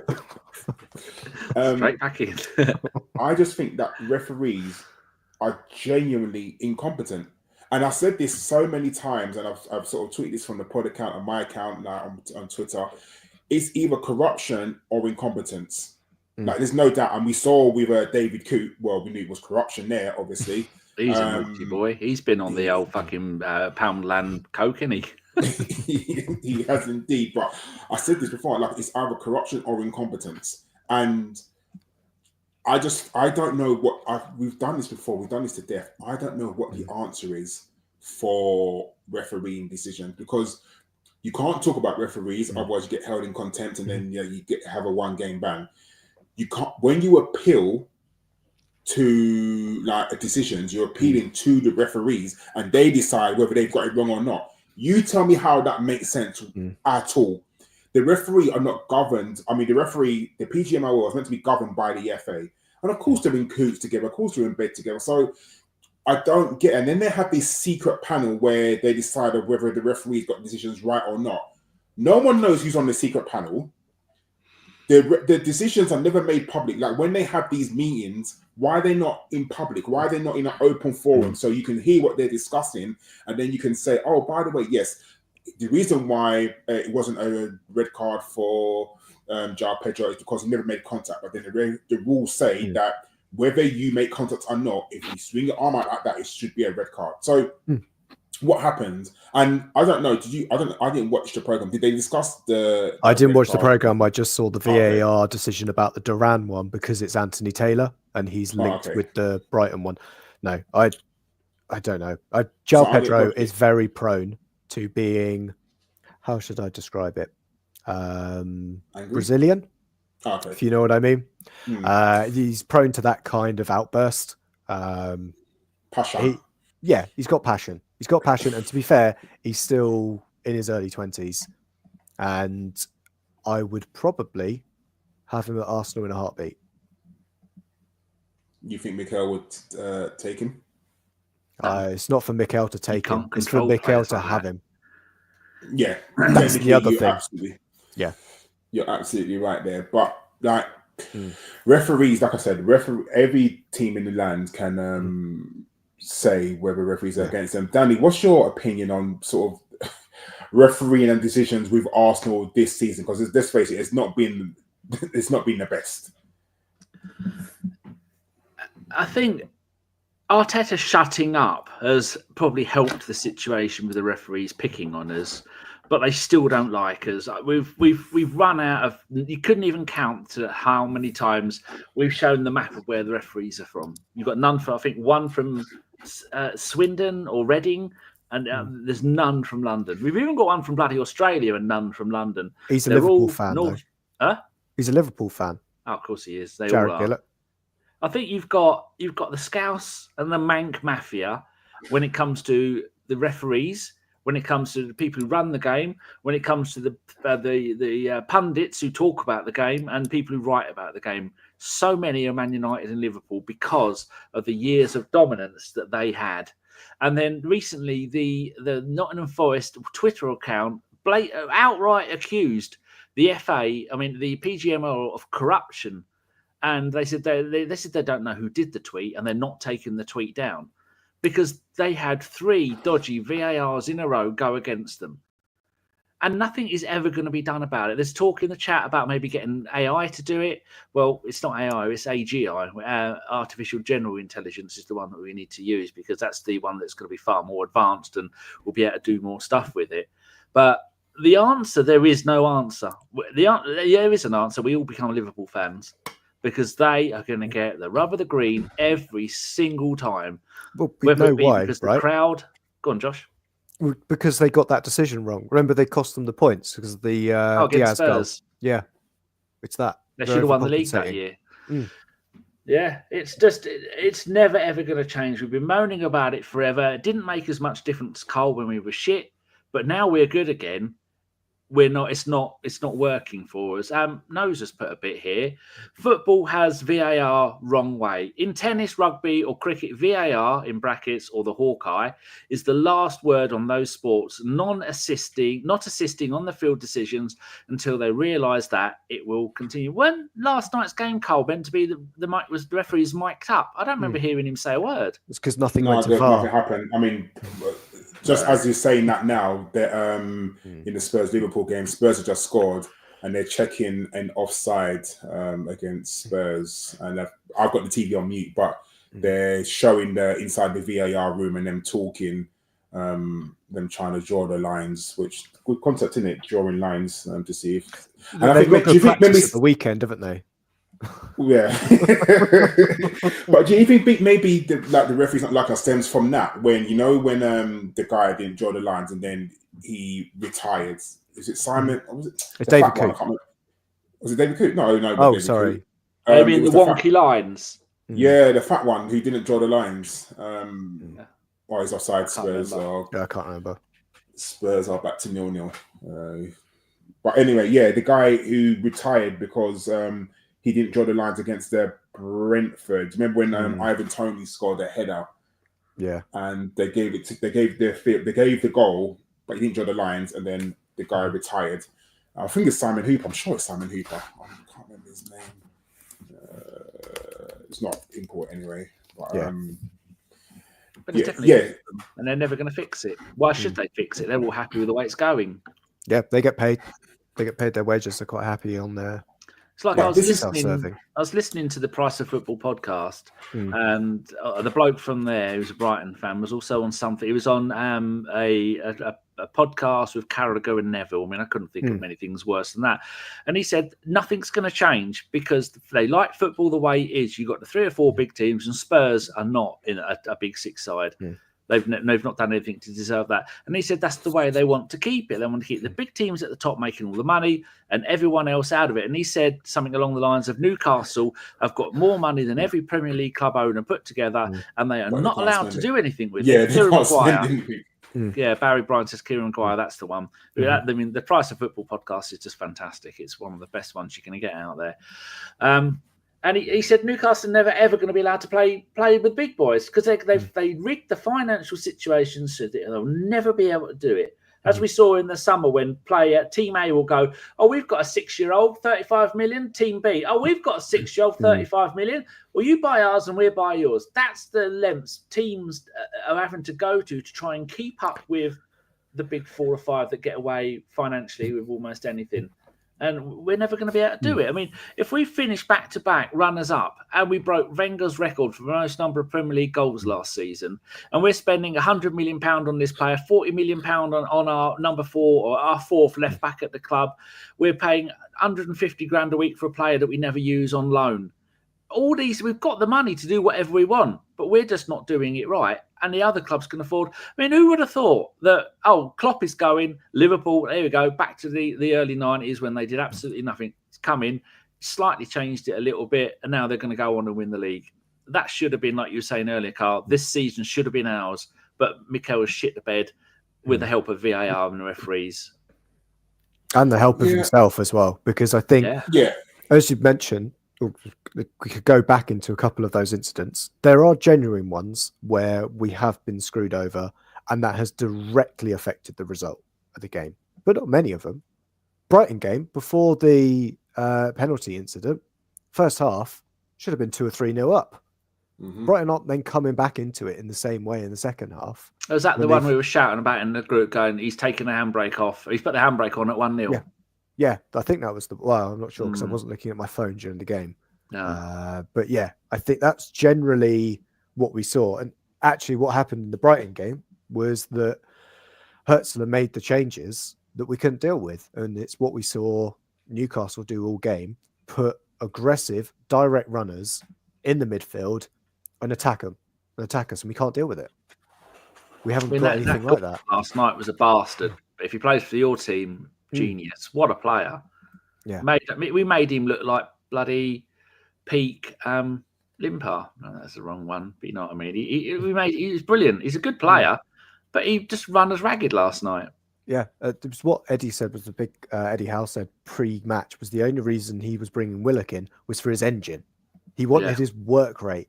And I don't think we have anybody, and we don't play with the style where you say work rate's the big thing. The one player I can think of that we do is Odegaard, and he's not fit enough to lead the press. I haven't seen us pressing in the same way for a while as well.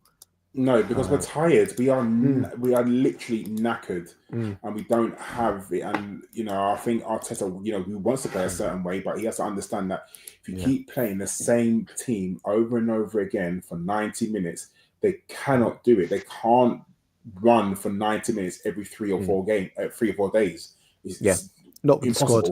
I think that's one that from last season. Again, I think overestimating the gaps we've got in this fixture list, as well as one because of the winter break going, and secondly having the 2 additional games in the Champions League as well. I think no winter break when everyone else has it is crazy. Yeah, we've gone and the squad planning is broken. For me, that's not just on Mikel, and anyone who's blaming Mikel for it and solely Mikel needs to give their head a wobble, because it's not just him that deals with that. Remember and watch back the All or Nothing documentary. It literally tells you who's involved when it comes to squad management in terms of whose players are available. And we don't have the quality needed to maintain the title race, and also the quality if they're not there. I think I can't remember who it was. I think it was either Archangel or Boyd Tendio that mentioned about having players like Hutchinson in the academy. We don't have that in this generation. No. We have Lewis Skelly and we have Nwaneri, and then we've got Max Dowman, who's 14. I don't think we're about putting him and starting him at 15. I imagine if Mikel wants to keep out of the back pages, he's not about to start debuting a 14-year-old. A 14-year-old, no way, because you remember the uproar when Neri came on at 15. Yeah, it was very funny actually watching all of the big football writers, Simon excluded because he is a big football writer but isn't like the others, go back and say, isn't it great how Mikel, blooded him 2 years ago, gave him that debut at 15, and then he shows that man of the match performance 2 years later back at Brentford, and you're like, oh, come on, guys, absolutely swivel.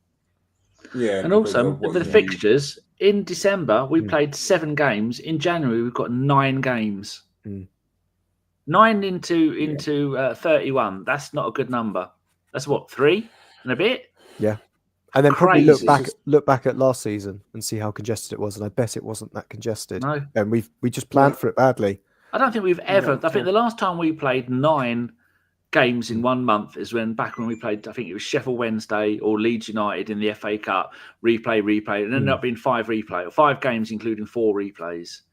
I mean, that's the only time we're ever going to get that many games in the season. This season, we're going to break the number of games played because of the 2 League Cup games and the extra 2 games in the Champions League, and we're going to get further. We'll probably get through the next round of the Champions League as well.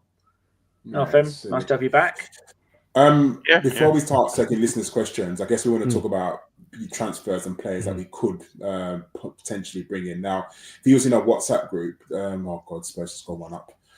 If you're using a WhatsApp group, Josh produced an absolutely beautiful list of players who are gettable and players who could come in and make a difference. Because, contrary to belief, there are players out there. There isn't just no one in world football who couldn't come in and change his Arsenal squad. There are definitely players. So I'm going to put it over to you, Josh, because you produced that great list.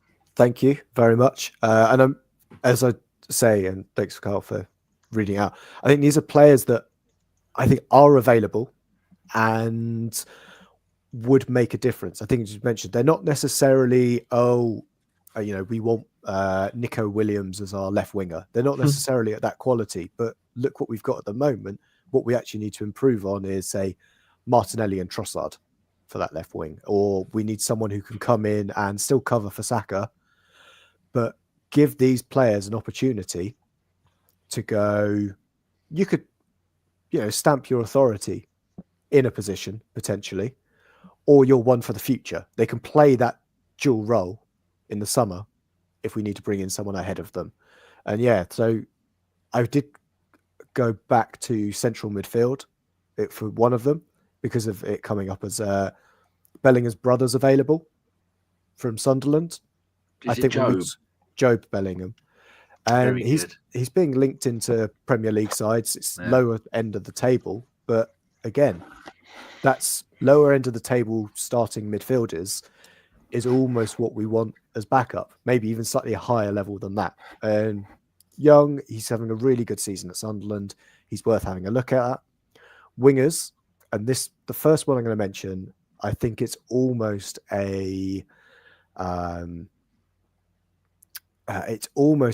absolute, what's the word I'm going to use? Gross negligence that this player hasn't moved on yet, knowing about the problems this club's got. But Ryan Cherky at Leon have to sell in January, otherwise they get relegated. It's that all or nothing that they've got situation. So teams have got to be knocking down the door there, and we've got to be in quick because he can cover both flanks. He is that player that gets you up out of your seat, and we could say to him, you have the left wing, you go aggressive on there. If you're good enough, then we won't buy a Nico Williams. We won't go after a player like that needed. Then we've got the classic Premier League players who, Mbuemo, Brentford could sell. I think we've seen some players go, he won't go for silly money. I think we're in a situation now where we do need to pay some money for these players. We've got Kudos at West Ham. They've just sacked their manager. Graham Potter's now coming in for there. Potter did want Kudos at Brighton, so I don't know if that's a reason for him to stay or the reason why he didn't go. There's obviously a reason there. Similar Dingra at Brighton. He's been crying out he wants game time. He's played the last 2 games. He's a rapid winger. We went last season hell for leather for Mudryk and then pulled out at 100 million? We said it was too rich for us. If you want a speedster, a Dingra. And if we sort out our loan situation, we could bring him in on a loan. Still got plenty of time. Semenyo, similar one, Bournemouth. People have been raving about the season he's been having. Again, the only reason I think he'd stay is if you really, really wanted to take Bournemouth into Europe. But I'm not so sure on that one. You've got Gittins at Borussia Dortmund. Again, you could get a player out of there if wanted. I'd also go for the player that's impressed me the most down at the when I've seen them in the flesh is Tyler Dibbling at Southampton. Oh, what a player. Socks down player. Love it. Socks down. When it comes to a dribbler, I don't think I've seen a dribbler in such a long time who, despite being tall doesn't get knocked off the ball. He's got some impressive strength for 19. And again, Southampton, what if he stays? Are they going to get what? They're going to get 9 points instead of 6 at the end of the season. It's not going to make a huge difference. Yeah, they've got bigger issues than that. Just take the money now. I think we can convince them. And then forwards, we've already been linked with Cunha. No one's staying at Wolves because they like the place, especially a Brazilian or Portuguese player. They're staying. Yeah. For the money, he'd come to us. And as a wild card, and Ciso as well at Brighton. Just because as we mentioned in the podcast, should we shoot more? And Ciso broke the record 2 games ago against Brentford for the most shots on target of any player in a first half of football with 8. Wow. There we go. So I think all of them are available. They've all been hankering for a move at some point. And yeah, I'm sure the chat box is going wild at the moment because I couldn't multitask and look at them. Femi, of the people that Josh just mentioned, who, like, if you could pick one of those players to bring in and to try and do something with our squad, who would you choose? Did he say Mbeumo? Yeah, I did. He did say Mbeumo. He doesn't look like a footballer, but he's good. He scores. You know what I think about like a Mbeumo, that type of signing is, it's like when Sadio Mane left Southampton for Liverpool. Everyone could kind of see, and I'm sure all the data guys would have seen, okay, this guy is tracking to be a top player. He scored a hat-trick against us just before he left. Did he? For Southampton? Yeah. They did beat us 4-0 once. The Chesney smoking in the shower. So it might have been that. But yeah, you see players at that level that are tracking to I mean, he's one of the top scorers in the league, Brian Mbeumo. And he's tracking at that kind of level, and then you drop them into a big team and they just go absolutely super. And we've seen that on a few occasions already, and it's but the problem with that is that right side. How do you kind of need a player that can play right and left side? If we're being realistic, someone that can predominantly play left but is good enough to play on the right, if that makes sense. So yeah, we've that would be one. But for me, getting players out of Premier League teams is virtually impossible because every team is rich. First of all, you know, I'm sure Southampton, you could probably go to them and say, well, you know, you're going down anyway, so let's get. But then they might just think, well, we could just wait to the end of the season and get more money for the player. It's a really weird one. It's a really, really weird one. Yeah, so I don't think you would get more money at the end of the season because the player, if you did this right and you said to the player, like Southampton relegated, so down, and you said to the player, you don't want to go back and play the Championship, do you? So put in for a move. Like if you said to the player, I'm putting for a move and, you know, not cause trouble, but, you know, put in for a transfer request and do whatever you want. They would get, I think, if you knew the player wanted to leave, and all he's got to do is people just got to leak it to the club, leak it to the papers and say, oh, he's annually for a move, he wants to stay in the Premier League. That's it. And they're not going to keep him, like, I don't think they'll probably keep him like in the Championship because no one wants to keep an unhappy player. So, I don't know. I think in January they probably get, because his stock is high at the moment. If he goes, if they get relegated, his stock's going to be lower than it is now, I guess. Yeah, it's who knows what contract situation he's got, or if there's a clause or anything for relegation that may affect that. But I think it's always worth a go, isn't it? A Dibbling, yeah. But he's a youth player, so he's probably his first pro contract. He probably hasn't got any sort of major clauses in there. So I mean, the Jude Bellingham, Joel Bellingham one. That's a really interesting one for me because I've watched him on a few of the highlight show, and he is for 20 million. They're saying as well. Yeah, I look at what Villa have done in the Championship with Morgan Rogers and players like that. You can go to the Championship and get players. There's nothing wrong with that. You will get them out in January as well. That might be a decent route. You can get pacey wide players that are tracking at a good level. Like, it's not. I mean, this is what scouts are for. You got to look at all levels. And if I think championship players, like I said, Morgan Rogers, look how quickly and rapidly he's. And it wasn't predicted, because this time last year, Ridders were not in a League Cup semi-final, and I was like, oh well, who's this guy? And immediately he's gone to Villa, and he's played really well. Before he got his injury as well, Adam Wharton at Palace. He was January signing from Blackburn. 15-20 million. Again, we can get them. And then we're the ones who are now saying, okay, oh well, oh, now we want to look at them. We did look at them, but we weren't 100% sure. But now, 2 years later, we're trying to pay 80-90 million for them. Why not just take? Sometimes transfers is about a risk. I just want to say there's one. This is left field. I just want to say this is really quickly. Dean Huijsen at Bournemouth. I'm telling you now, he's going to be one of the world's best defenders. Like, he is so good. He's unreal. He's rapid. He takes set pieces. Trust me. Remember, I hate saying this because it's so stupid, but remember the name Dean Huijsen. He doesn't stay at Bournemouth for very long. And I think that's the great thing about this window as well. I think, Karl, we're in such a position as a team, as a squad, where I don't want to jinx it, but if you get a young player that we kind of named, we haven't named anyone over the age of 25, they're almost risk-free because of where we are at the moment and what we need to do with the squad. Worst case situation, we've ended up with a better backup than what we had already. I think we've got to take this. There's no such thing as a perfect player. We just got to take that chance. We've just got to go for it. And, if it works out, brilliant. If it doesn't work out, then shit, it is what it is. We took a chance, but we can't be looking at that ready-made player. We can't be looking for,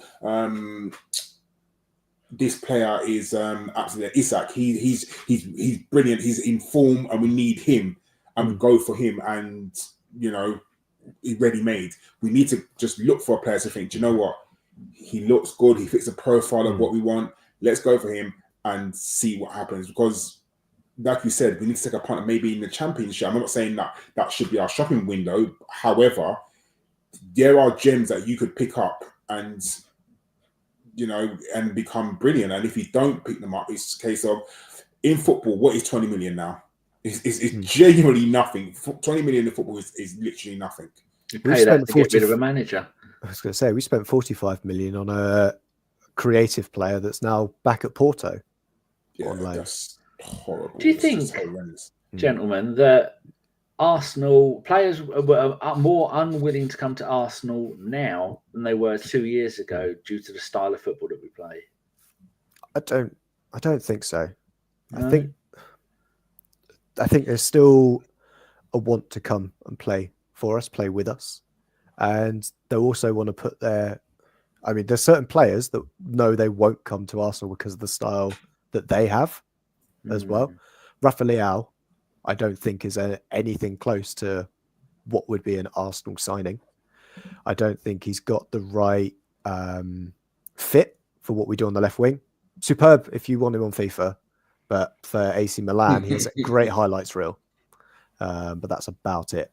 But actually, Danny, you just popped up a good one on a good comment from Social Joins about being stung about Lokonga, Fabio, I was just going to look up how much we spent that summer. And I think the thing is, with this, if we're going to adopt this strategy, you can't half-arse it. You've got to full-arse the strategy of going, we're going to bring in lots of players like this. And some of them won't work out, but some of them will. And we will make, I would guess, a profit on Tavares based on his performances for Lazio this season. I don't know what we'll do with Fabio. Profit? We've already sold him. Did we sell him? I thought he was on loan. Yeah, was it 9 million? 9 million. Yeah, we've made a loss on him. Yeah, it was 9 million. Didn't we make a PSR gain on him? Which player are we talking about? Tavares. We've done a agreed deal. Yeah. So It is. His one is a guaranteed deal, isn't it? And Tavar and Lukonga is an option. Yeah. Yeah. Oh, here you go. Tavares is Lazio 1 year loan with an obligation to buy for 6 million plus 25% sell-on clause. There we go. And That's all right. Ah, I mean, we might get some money from Beerith as well because it looks like Monaco are after him. We sold him to the Austrian team for 4 million. We've got a 25% on him. But again, when we're talking about, say, a team that buys, it sells well, they've also bought a hell of a lot of duds at the same time. It's whether or not we want to put that infrastructure in place to deal with the fact of we're having so many loans going out with, and just hoping for the fact that some of the players that come through, it's a bit like our academy, right? We've got 3-4 Highlanders in the squad. Yep. Should we just go, oh, well, fuck it, there's no point having the other players in the generation? And go full Brentford, because that's what they do. All right, Danny's going to take some listener questions now. Okay. Femi's busy talking to people. Right, sorry, the mongoose. Sorry, the mongoose said in the chat that we could have done with Tavares this season. I was like, another left back. Another left back. Yeah, left back who doesn't like to be left back. Yeah. Right, we've got 16 questions. Start with you, Karl from Phil Macker. The London Plastic Hammers have sacked their manager with the club on the same points as United and 1 point behind Spurs. What does this say about expectations of these three sides nowadays? So Man United, West Ham and Spurs. Man United are obviously underperforming. Let's be very honest, and I think so are Spurs. I mean, well, maybe Spurs are meant to be where they are. I'll be honest with you, Mr. Macker, I don't really care about Man United. I hope they get relegated this season. I genuinely do. It would be absolutely hilarious. But it just shows that the league is really hard. It goes to show that the league is very, very hard. It's not as easy as people think it is. You got Nottingham Forest at the moment in second. And that says a lot. And I said this to, I think I remember talking to my dad about it. Remember when in 2016, when everyone said, Leicester gonna fall off, don't worry, I remember having almost an argument with Chris on a podcast saying they're not gonna fall off. He was like, there's no way they can sustain it. There's no way they can sustain it. I said, stranger things have happened, Chris, and look, they went on to win it. Now, I'm not saying Nottingham Forest are gonna win it. I'm not saying Nottingham Forest are even gonna be second. However, let's not, if you look at Nottingham Forest's next 6 games, they are very easy and winnable games. So I don't feel that the drop-off for Nottingham Forest is going to happen anytime soon. That's just my opinion. Fair enough. So get rid of that one. There's not 16 questions. People are putting queue and then putting their shopping list. One for Josh from Paul Nell, not Neil. Real question for the panel. Did Josh celebrate Brighton's penalty yesterday? Big love. No, I was not happy at all. We've but I couldn't show my emotions. Many times. It's like Peterborough getting to the Premier League or Barnet for me. So, are you Dulwich Hamlet this season, Karl? No, Charlton again. Still Charlton. Excellent. Charlton, Femi, do you have a small English team that could make it to the Premier League that you might buy? Don't care about any of them. I hate all.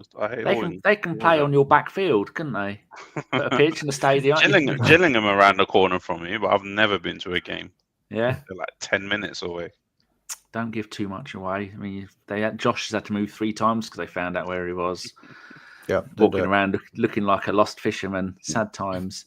All right, a proper one for you, Josh, from Sai. Apart from goalkeeper and left back, how many more players are we going to sign this January? I would hope that we signed at least 2 forwards, but I think Sai's right with the profiles that will end up coming in. There's the want list. And then there's the potential of what we actually end up with. We really should be bringing in 2 forward players and, a wild card central midfielder. We've all got our Santa list and we've all got what really we're getting from Argos, and the two may never align. Femi, one here for you from Procrastinating Womble. Should we sign Santi Cazorla with a Zimmer to get get the style back or Perez? Oh, fucking hell, that's not a proper question. Right, Stan has got a question for you. You've mugged me off, you. Like, I see the queue and I get excited because you don't usually get them. Well done to everybody for all the great questions, though, and the shit ones. Stan the man says, Femi, if Edu hasn't been replaced, who's doing our wheeling and a dealing? Isn't it this Jason Ito guy who was his assistant? Jason doing the Davies. You are signing for our club, you bastard. Is he in the New Delhi office? I was thinking.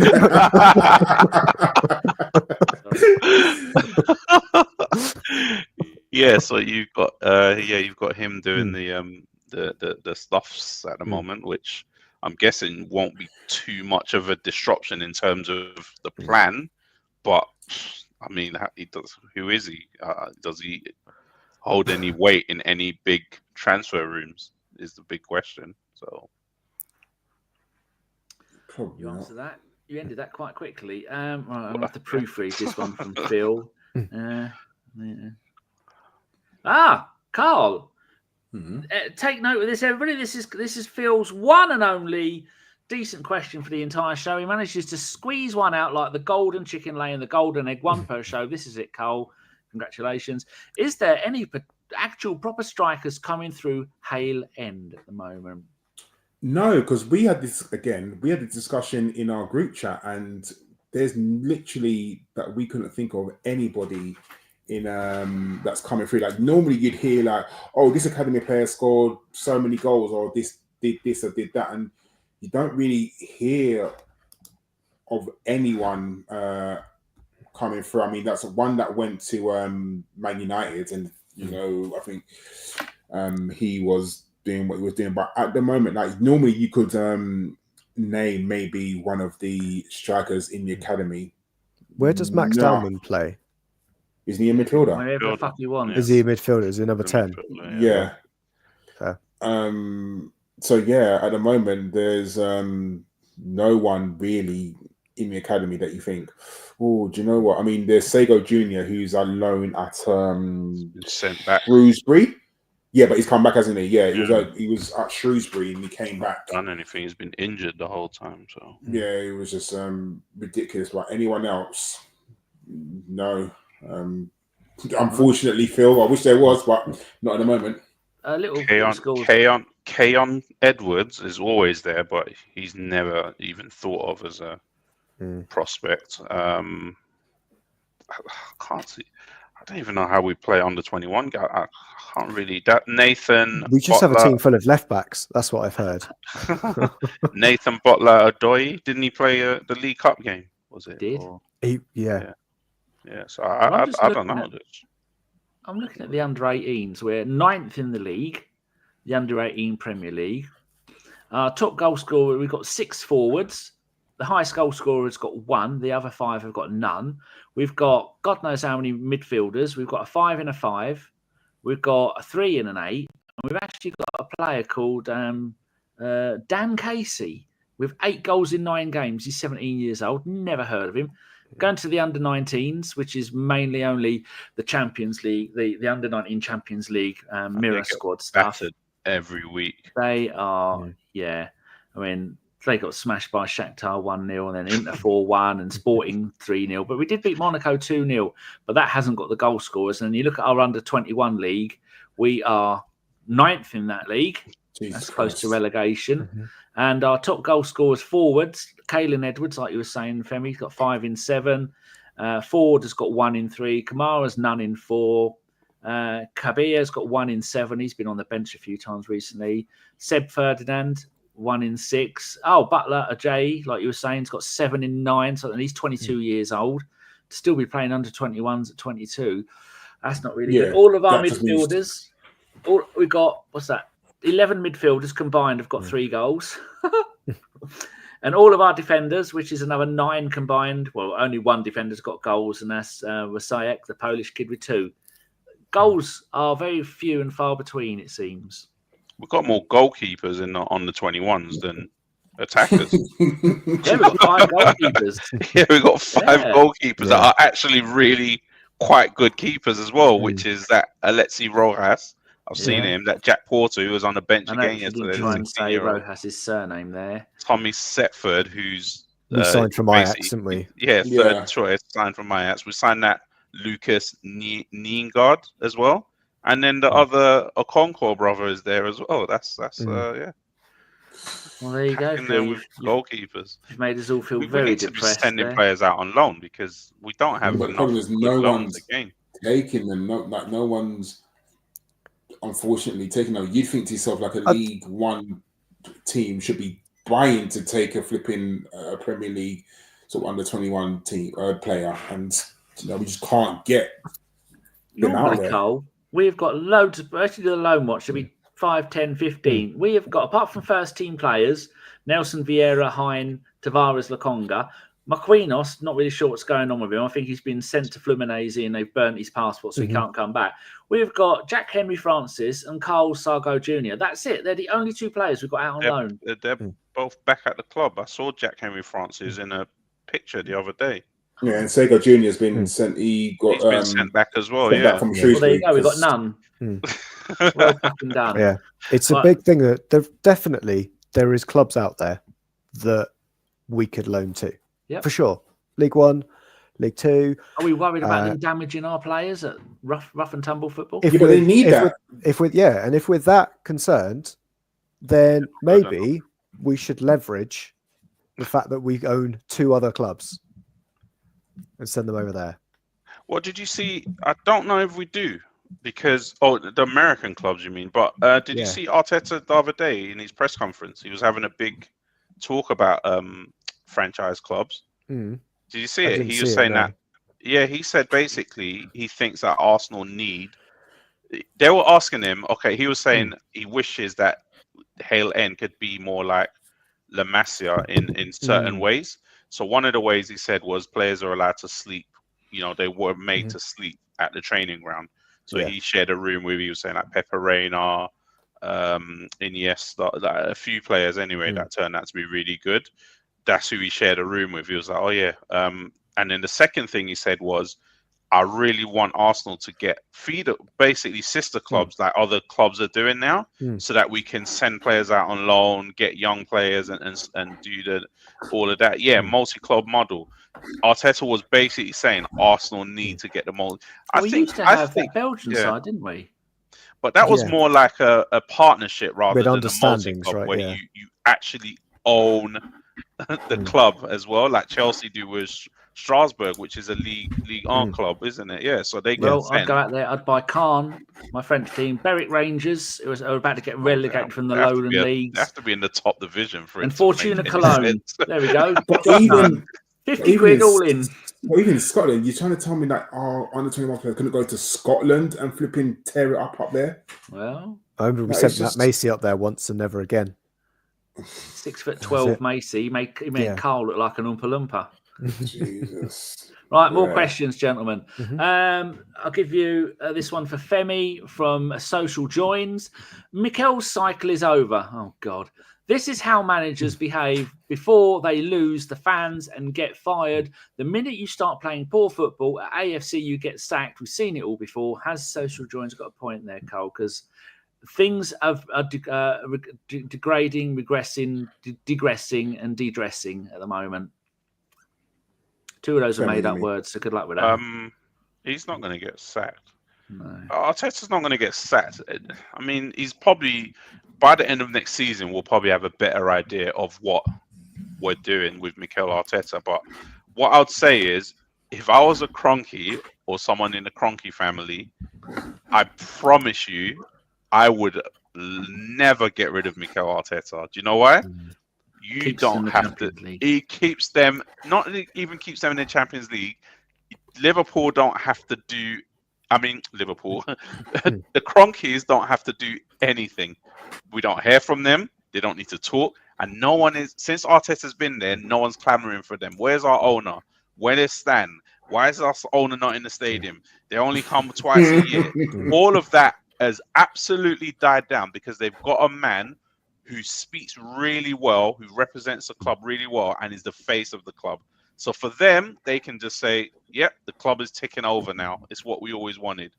And now, for them, if they go and get a manager now, that's like a Eric Ten Hag, it would put a spotlight back on the Cronkies basically. Whereas now, Arteta, all that spotlight just is gone from the Cronkies. No one even cares where Josh or Stan are anymore. I suppose we had all of that under Wenger, and we look back at that under Wenger and go, although it was mediocrity, fourth, then we had the after that of eighth, and they're going, well, the fans will be happy because it's second, maybe second or third again this season. Don't break it. Like Stan was saying earlier, as long as we're making money and we're in the Champions League, and the Champions League are chucking money at clubs like it's going out of fashion, why change anything? Yeah, Josh was making noise, for a couple of seasons. Then Edu took over and started talking about transfers. And Femi, I would imagine exactly the same. Whoever comes in to replace Edu, that's part of their remit, right? Does Stan even remember that we exist anymore? I don't think Stan looks after them anyway. I think Josh. Yeah, no, but that's what I mean. Like before, it was like, where's Stan? Stan doesn't come to games. Okay, now Josh probably knows we exist, I guess, when they report to him, but it's There's not all this money coming from. That's what Stan keeps saying. Yeah, it's a case of when we go asking them for money, like, oh, we need money. So, to buy this player. Then get out of here. Just get the lift music. They were concentrating on how the LA Rams have somehow managed to fluke their way into the playoffs. The Dolphins have shit the bed yet again. Win one, lose one. Win one, lose one. Fucking hell. I've not watched a single Dolphins game all season. Right, Karl, question for you from Boy Tendio says, can Karl explain why we signed Calafiori and kept Zinchenko and Kivior collectively? Not one of them got sold, with MLS being coached to play left back and Calafiori being signed. £42 million for a 22-year-old Karl that has never completed a full season in the 3 or 4 clubs he's been at, had a career-ending injury at 18, but managed to come back, but now is constantly injured. But he is a beautiful bastard. Because I don't think he expected Tierney to be at the squad, instead in the squad. But when he got that injury in the Euros, there was no way he was going to stay there. So Zinchenko, I think there was still hope that maybe he could get better. I think with the Kivior signing, I think there was hopes that he would be cover for left centre-back or just a centre-back position. So I think that's the reason why. I think of all the left backs, I don't think Tierney should have been there. That's my issue. But again, another issue is when these players play so well, when you don't pay these players, unfortunately, who buys them? I mean, you're hoping that the Arsenal starting at centre back, if everyone was fit, is Timber, the 2 centre backs that we know of, and Calafiori at left back. That's what I guess Arteta envisioned. Unfortunately, I don't know how many times they've played together, and it can't be more than 5 times. Like I would say, less than 5 times you've seen the starting 4 defenders that we want. I don't know what else to say. Mikel has a way of, he wants to build up. I mean, Calafiori hasn't set the world alight, unfortunately, at the moment, but that's down to injuries. And I hope that, once he gets a little run in the team, you can see what he brings to the squad. Because at the moment, I can't really see it. But, you're hoping that things get better. You are hoping that. And unfortunately, Tierney's definitely going this season. That he's definitely gone. At the end of the season. Whether we can sell Zinchenko, I don't know. I think Zinchenko must have 18 months left on this contract. It must be in his final year next year. So if we get more than 7 million for Zinchenko, I think we've done well. I'll be very honest with you. I think we've done well if we get more than 7 million for him, because I can't see any club paying more than 7 million for him, unfortunately. So another loss on a player, and I don't even think we've got the 25 million worth out of him. I mean, since he had the interview with Rio Ferdinand, started to believe his own hype, he just took a literal nosedive, and I don't know what happened there. So maybe next year we'll be clambering for left backs, and we won't have any. That'll be funny. It looks like we're in an eternal hopscotch at the moment. Man City win the league, we finish second. Then Liverpool have hopped over us to taking our place, and then next season, Forest. Are Forest going to do a Norwich and who are those other teams? Or West Ham that have been top of the table up to Christmas and then end up falling down the table. Travisor has said, speaking of KSE, Cronkies are setting up a new sponsorship team called Overlook. All of the sport teams, to overlook all the sport teams under KSE. I thought it was called Overlook. Well, that's a stupid name. Called Cronky Signature Properties. That nearly says crap. Anyway, look to increase portfolio assets and increase revenue. There we go. Right, we've got a few more questions. One for you, Josh, from Fly KY. I think he's in Finland. I'm sure he's somewhere like that. I know it's cold. Does Arteta have to win a cup this season? If he does not, will you still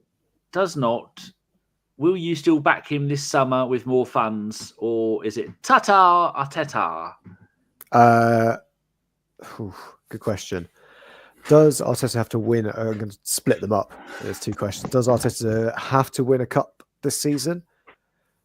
I think we certainly have to go for it. I think it would really help, definitely, if we get there. I thought before we started the season, we were going for the Champions League and not going for the league as much. The assumption was that Man City are going to continue doing what they were doing and steamrolling.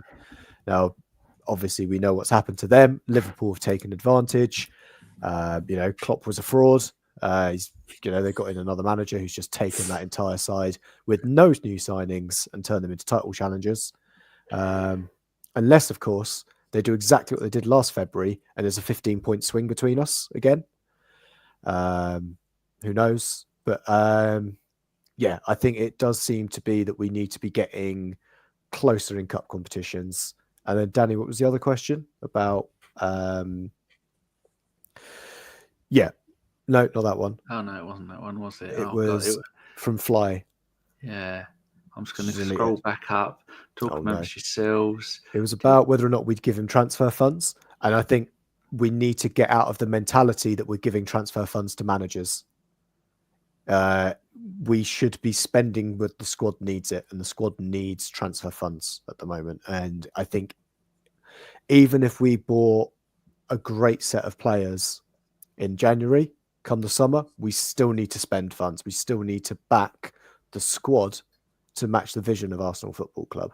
That doesn't matter if Arteta's in charge or not. We're not going to, if we sacked Arteta, let's put it this way, we're not going to bring in like a Ruben Amorim who requires a completely different squad setup. We'll still play or want to play attacking football that is exciting and wins trophies. The squad makeup should continue to be that. And I don't think it doesn't matter whether or not Arteta wins or not. We should be backing the needs of the squad every transfer window.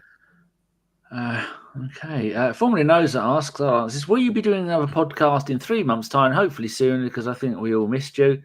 I just get the hump about football at the moment. And I didn't really want to talk. And none of these button monkeys know even how to turn a PC on, let alone run a podcast. I've got no. John's the only one who could probably do all of this lot. I mean, Josh probably secretly could, but then he doesn't want. It's like I always say to Sean: when you go to university, first time you do the washing up in your dorms, do it so bad they never ask you to do the washing up again. That's why Josh won't do any of this, because I go, oh, Josh can do it. Never made a good cup of tea in my life. Job done. So I think we'll be back maybe next week after, something like that. But it has to be when we fancy doing it, because when you have to do it week in, week out, it does get a little bit. Oh, God, I have to moan about it as usual. But everyone's Richard and Nick are still in the group. Jeff messaged me a while ago and said, if you do another pod, let me know. I want to come on. Simon said he'd like to come on and join us for one. So there you go. I was talking to Chris the other day, talking on my cat Bergkamp. He had to leave as he's gone to live with baby Jesus now. So I was just talking to Chris about that. So you never know. If French football gets banned, then he'll have nothing else to talk about. Oh no, he'll need a platform to talk about when we sign a French player. There you go. 2 more questions. This one for Femi from Social Joins. If you were the Cronkies, would you give Arteta more money after how much he's wasted? In brackets, I wouldn't, and in brackets again, 700 million MS. Does that mean microseconds or million? And no striker. Oh, 700 million spent and no striker. Good point, Social. You've been on fire. I think Josh kind of answered the one around handing managers money, so I won't touch on that. The one around the 700 million, I think what you'll find is if you look at nearly every club in the Premier League this last few years, I guarantee you most of them have spent between 500 to 700 million because of what transfer fees are now. So I'll say like, oh, and just spent 400 million in 2 summers. That's what you hear. But it's just because every player is like 50 million now. It's not like back in the days when it used to be like, oh yeah, you signed a player for 8 million, 12 million. Yeah, you're not really. Although I think transfer fees are going down again, so you will start to see them go down. But every team's I mean, didn't West Ham not the top spending club in Europe this summer with like nearly 200 million spent? So I think it was Brighton. Was it Brighton? Yeah, Brighton. Yeah. So you spent absolute shed load. Yeah. But it's because if you buy 8 players, like you're going to spend loads of money. So all of this 700 million, I get it. It looks like a lot, but with the climate of football, it's really not that big of a massive difference when you look at inflation in football fees, really. Okay. This next question, I'm just doing my research to make it look like I know what I'm doing. What am I doing? There we go. I'm going to go and get the conference up. This question is from is from Russ Morgan, but I'll give it to all of you. Start with so that the finish, we hand it back to Karl. We'll go Josh, Femi, me. He says, if you could have 3 players from the Premier League this season, who would you get in January? I'm going to change that to 1 player because we haven't got time to do 3. 1 player and not necessarily from the Premier League, just to make it easier for us to do. Russ, hope you don't mind. So, Josh, you got 1 player, realistic. Who would you go for? Ryan Cherky from Lyon. Never heard of him. That's fine. You don't need to have heard of him. That's why I didn't answer on any of these. Who do you want? Femi, who are you going to go for? Brian Mbeumo from Brentford. Good one. I don't think they'll let him come, though. I've just been looking at the Conference League top goal scorer, both Chelsea with 6 and 5. The Europa League is Højlund and Man United, and the rest of them I don't recognise. Champions League top goal scorers, I've already scrolled down. Oh, it's the other window. Is Lewandowski with 7. Jeez, he's 50. Guirassy at Dortmund with 6. Rafinha at Barcelona with 6. The only one there is gettable is maybe Gorka, who's back on goal-scoring form again for Sporting, but they're going to want 60, 70 million for him, and that's a gamble. So I want a striker, and I don't know who the striker, who's best to get. Isk, I mean, Newcastle going to let him go. He's got 13 goals, the same as Mbeumo. Chris Wood, I mean, Nottingham Forest are going for the Champions League, so they're not going to let him go. Kahuna's got 10. D-Lap has got 8. Kahuna, I was enjoying that one. Kahuna. Oh, it's not Kahuna, it's Kuna. Mateus K. Is that CU as a K? It's Cunha. Huh? Yeah, Cunha. Cunha. Try putting a Y in it then, son. Maybe I'll be able to say your name. Bloody Brazilians with their speaking Brazilian. So, I don't know. I just want a striker. Karl, back to you. What would you do? You took my one. I think Gyökeres. I think he's gettable. I truly, truly do. If you went and gave Sporting 60 million, 65, he comes. They sell. And I'm not saying that it's going to be easy. I'm not saying that you just slap it down. They're not going to negotiate. So you start at 50 and end up at 60, 70. That's negotiation for you. You don't go in at the highest like buying a house. But I do think we need a striker, and I think he does come. I genuinely do. The only problem is if we bid for him now, there'll be a bidding war because there's no way Man United don't bid for him at all. We'll happen. So, yeah, that's my person who I want, because we need a striker badly. We need that player. Danny Olmo isn't available on a free, just for Trav. It's just been done today, hasn't it? Yeah, they've just been sorted it all out. They've given them special dispensation. Mm-hmm. Yeah. Yeah. Brown Of course, envelope, Barcelona. stuff full of It's Barcelona, of potatoes. course, exactly. Yeah, You they're fine. knew that was going to happen. Now it's just absolutely ridiculous. So yeah. Anyway, it has been really fun doing this. Like we should do this more, Danny. Like, sort of moaning, just press the buttons and get on with your flipping job. Oh, there's no more Christmas parties and Christmas holidays, and you work shifts. Outside lately? Huh? Have you been outside lately? No, actually, I went out the other day. I send a video into the WhatsApp group of what I did outside. It's Sean loved it in the snow. All I'm going to say is donuts. Oh, Did you God. make snow angels? With no trousers on. Chili nuts. Right. Anyway, on that note, Josh, thank you for coming on and giving up your evening. It's been absolute delight to be back, and I'm glad that most of the chat box were annoyed. Femi, thank you for giving us the insight and also giving us the ground perspective. I'm sure we will jump on again. You can give us more insight into what the Emirates crowd is looking at. Maybe if we keep playing bad, it'll be easy to get tickets, because when we're playing well, is you can't get ticket for love nor money. If we play bad again, then they might revert back to not doing this nonsense that they do. 5 home games in a row. So this time we'll meet you in the Conference League in Azerbaijan next season. We'll all meet up. Oh God, Danny, you have to be here because this is yours. So, ladies and gentlemen, boys and girls, and children of all ages, this has been a Bergkamp London and Arsenal podcast. Saying thank you for listening. We will be back again very, very soon. Hopefully, maybe sometime in the near distant future. Thank you. Bye bye.